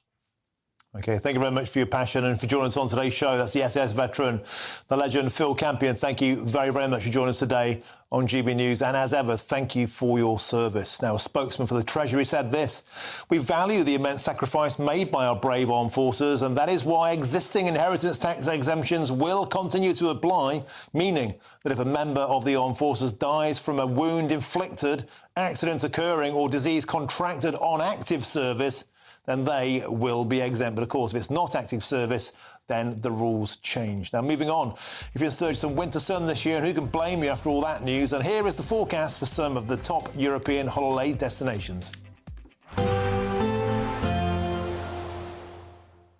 Dinner under the stars tonight? That reminds me of our travel insurance. You mean all clear skies? All Clear Travel Insurance sponsors GB News Travel Destinations forecast. The sunshine will be returning to Cyprus, but still a few showers around for the next day or so. Much of mainland Greece, fine and sunny. There are the showers across Cyprus. They'll be clearing, as should the showers over Turkey as well. But remaining pretty mixed, quite cloudy over the Balkans, with a few showers in here and for northern Italy. It's been quite wet recently in southern Spain. More wet weather to come here on Thursday, and more showers to come across the Canaries. But it should be turning sunnier in Tenerife for the weekend. All Clear Travel Insurance sponsors GB News Travel Destinations forecast. Join me, Camilla Tominey, for a frank and honest discussion with those in power that cuts through the spin and gets to the heart of the issues shaping our nation. You haven't confirmed that you want to stand as leader, but you haven't ruled it out either. This report basically says that he's not fit to stand trial. Is he indecisive? Incompetent? I deliver the dose of reality Westminster needs. That's the Camilla Tominey Show at 9:30 every Sunday on GB News, the People's Channel, Britain's news channel. GB News Breakfast, every day from 6 a.m. Have you noticed that more and more stores are closing? Well, last year, apparently 13,000 stores closed for the last time on the high street. Well, experts warn the worst is still to come for our small businesses. Well, let's talk to retail expert Jeremy Baker. Good morning to you, Jeremy. How bad is it and what can be done? Well, nothing can be done about it. Retail is like that. It's boom and bust operation. So last year, let's say you had a shop and it was booming. This year, the consumer can just change their mind. They don't need to come back to your shop ever again. Well, it is sad, Jeremy, because our high streets are the beating heart of our communities, aren't they? And for many people, I know I can relate to my high street, it is such a depressing sight, walking down there and seeing them all boarded up and closed down. But how often do you walk down that boarded up high street? I think people move on to something else. The online world is very big. Yeah. And lots of other things are very exciting. And so people, you know, the shop, I like to go to my GP in a shopping centre and get my tests done there rather than tramp off all the way to the GP, for example. And children could go to little schools in the high street. I've seen that happen already. So lots of things could happen to the high street. It could be much more a social centre. Much more kind of like pubs, coffee shops, all that. Charities. I don't see anything wrong with charities taking over, but the idea of this shop-centred high street finished, that's gone. Never coming back. Goodbye. It's not sad, it's just life. GB News, the People's Channel. This is Britain's Newsroom, where your voice matters. It's just astonishing. With expert analysis and honest opinion, we don't just keep you informed. We bring you unique perspectives you won't see anywhere else. Can't argue with any of that. When the news happens, it happens here. On Britain's Newsroom, weekdays from 9:30 a.m. Only on GB News. I'm Tom Harwood. This is GB News, Britain's news channel.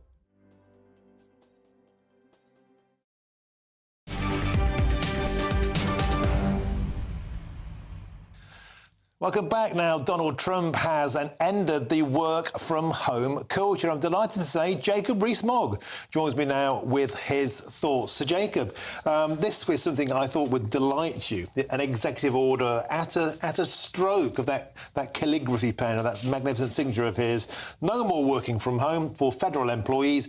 Get back or get the sack. Now, I know during lockdowns, you were prowling the desks of Whitehall, leaving notes, urging them to get back to work. First of all, what do you make of it? And secondly, would you like a bit of this common sense here in Blighty? Oh, goodness, I wish I could have done it when I was Government Efficiency Minister. All I could do was nudge people to come back to work, ask them nicely. The Cabinet made a decision that people should come back to work, and the Civil Service took no notice. It was absolutely dire. We need some of this drive. And this working from home business, I think Lord Rose said just the other day, had taken us back 20 years in terms of our economic activity. All sorts of things aren't happening. HMRC still never answers its telephone lines because they're all working from home. It's utterly undermining productivity, and well done to Donald Trump. I'm delighted he's done this, and I wish we could do the same here. Do you think it's possible, like in 1981, Ronald Reagan, of course, when he came in, he had a terrible problem with the air traffic controllers. They were threatening to go on strike to ground America. He said, fine, I'm redrawing all of your contracts. If you're not at work on Monday, you're fired. Donald Trump has done the same. Do we ever have anyone in this country with, let's face it, those kind of cojones? Well, Rupert Murdoch did it over Wapping, which is one of the most important trade union decisions taken. It was a fantastic effort by Rupert Murdoch, very important for the media world that we then had. It led to new newspapers being set up because they weren't held to ransom by the union. So Rupert Murdoch and Margaret Thatcher were able to do this sort of thing, and it does need backbone. Trump's got backbone. We need to show some backbone. This country is falling behind economically because we're not making the tough decisions. We're not telling people to get back to work. We're not fracking so that we have cheap energy. Today, there's been virtually no wind, and we've been paying a fortune for electricity because it's come from gas stations that are never used. You want gas stations working efficiently, round the clock, not just coming on once or twice a year. Do you think that a lot of people are going to be looking over the pond and seeing this emergence of what is ostensibly a First Nation, America First, let's call it what it is, a populism, a nationalism, right? And I don't say that in a bad way. No, populism's good if you're a Democratic politician. You want to be popular. I wish I was more popular and had won the election last time round.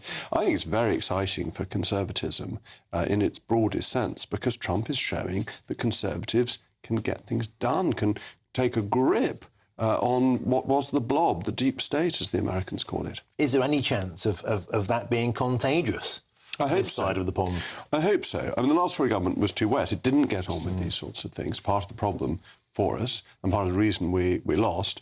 The Labour government clearly isn't going to do this because it is part of the blob. I mean, look at that awful Attorney General who doesn't want to make a single decision in the interest of the United Kingdom. He wants to cut out every foreign court going. The Labour Party's bought into all that nonsense. We need some proper Trumpian leadership to show the way and make Britain great again. I admire what Trump's doing, but my concern's the United Kingdom. I wish the United States well, but I want us to do well. And when he talks about America being the greatest nation, it's nonsense. It's only the greatest nation because we created it. It all comes out of the United Kingdom. In a word, if you were in charge, would you drill, baby, drill? Yes.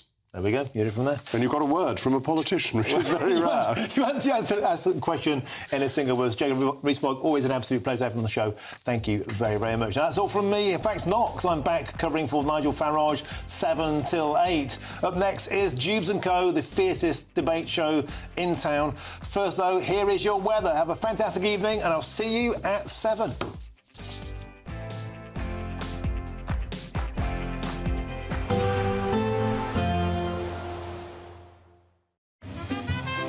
Heavy showers first thing will be followed by a warm, cosy day. Boxed boilers, sponsors of weather on GB News. Yes, it's time for your latest weather updates from the Met Office. Here on GB News, relatively calm tonight with a touch of frost and a few fog patches. A wet and windy spell tomorrow, and then Storm Eowyn arrives on Friday. Right now, though, kind of the calm before the storm. Not many isobars on the charts. The winds are pretty light, which is why we are going to see some mist and fog forming. Quite murky and dank and drizzly over parts of East Anglia and the southeast, but that rain and drizzle clears away. A few showers around the coast of West Wales, western Scotland, but many areas dry. Frost over northeastern England and eastern Scotland. In fact, many places temperatures are going to get pretty close to freezing, even in towns and cities, only 2 or 3 degrees. So a chilly night, colder night than last night, certainly across the south. Then here comes the spell of wet weather swinging into Northern Ireland. That'll eventually spread across most areas tomorrow. But before it arrives, still pretty calm to begin with across Scotland. There will be that frost and a few fog patches, but the breeze picking up on the west coast. There's the rain for Northern Ireland for the morning rush hour. Pretty soggy scene here to start the day, and that rain will be pushing into West Wales, southwest England as well. Then the winds pick up across Wales and southwest England, increasing through the day along the south coast of England. So we have a Met Office yellow warning for those gusty winds. The rain pretty unpleasant as it swings through. We haven't seen this kind of weather for a few days. Wet and windy spell spreading across all areas. Some snow mixed in over the hills of northern England and Scotland also. So a spell of wet and windy weather tomorrow. It does mean it'll turn a bit milder across the south.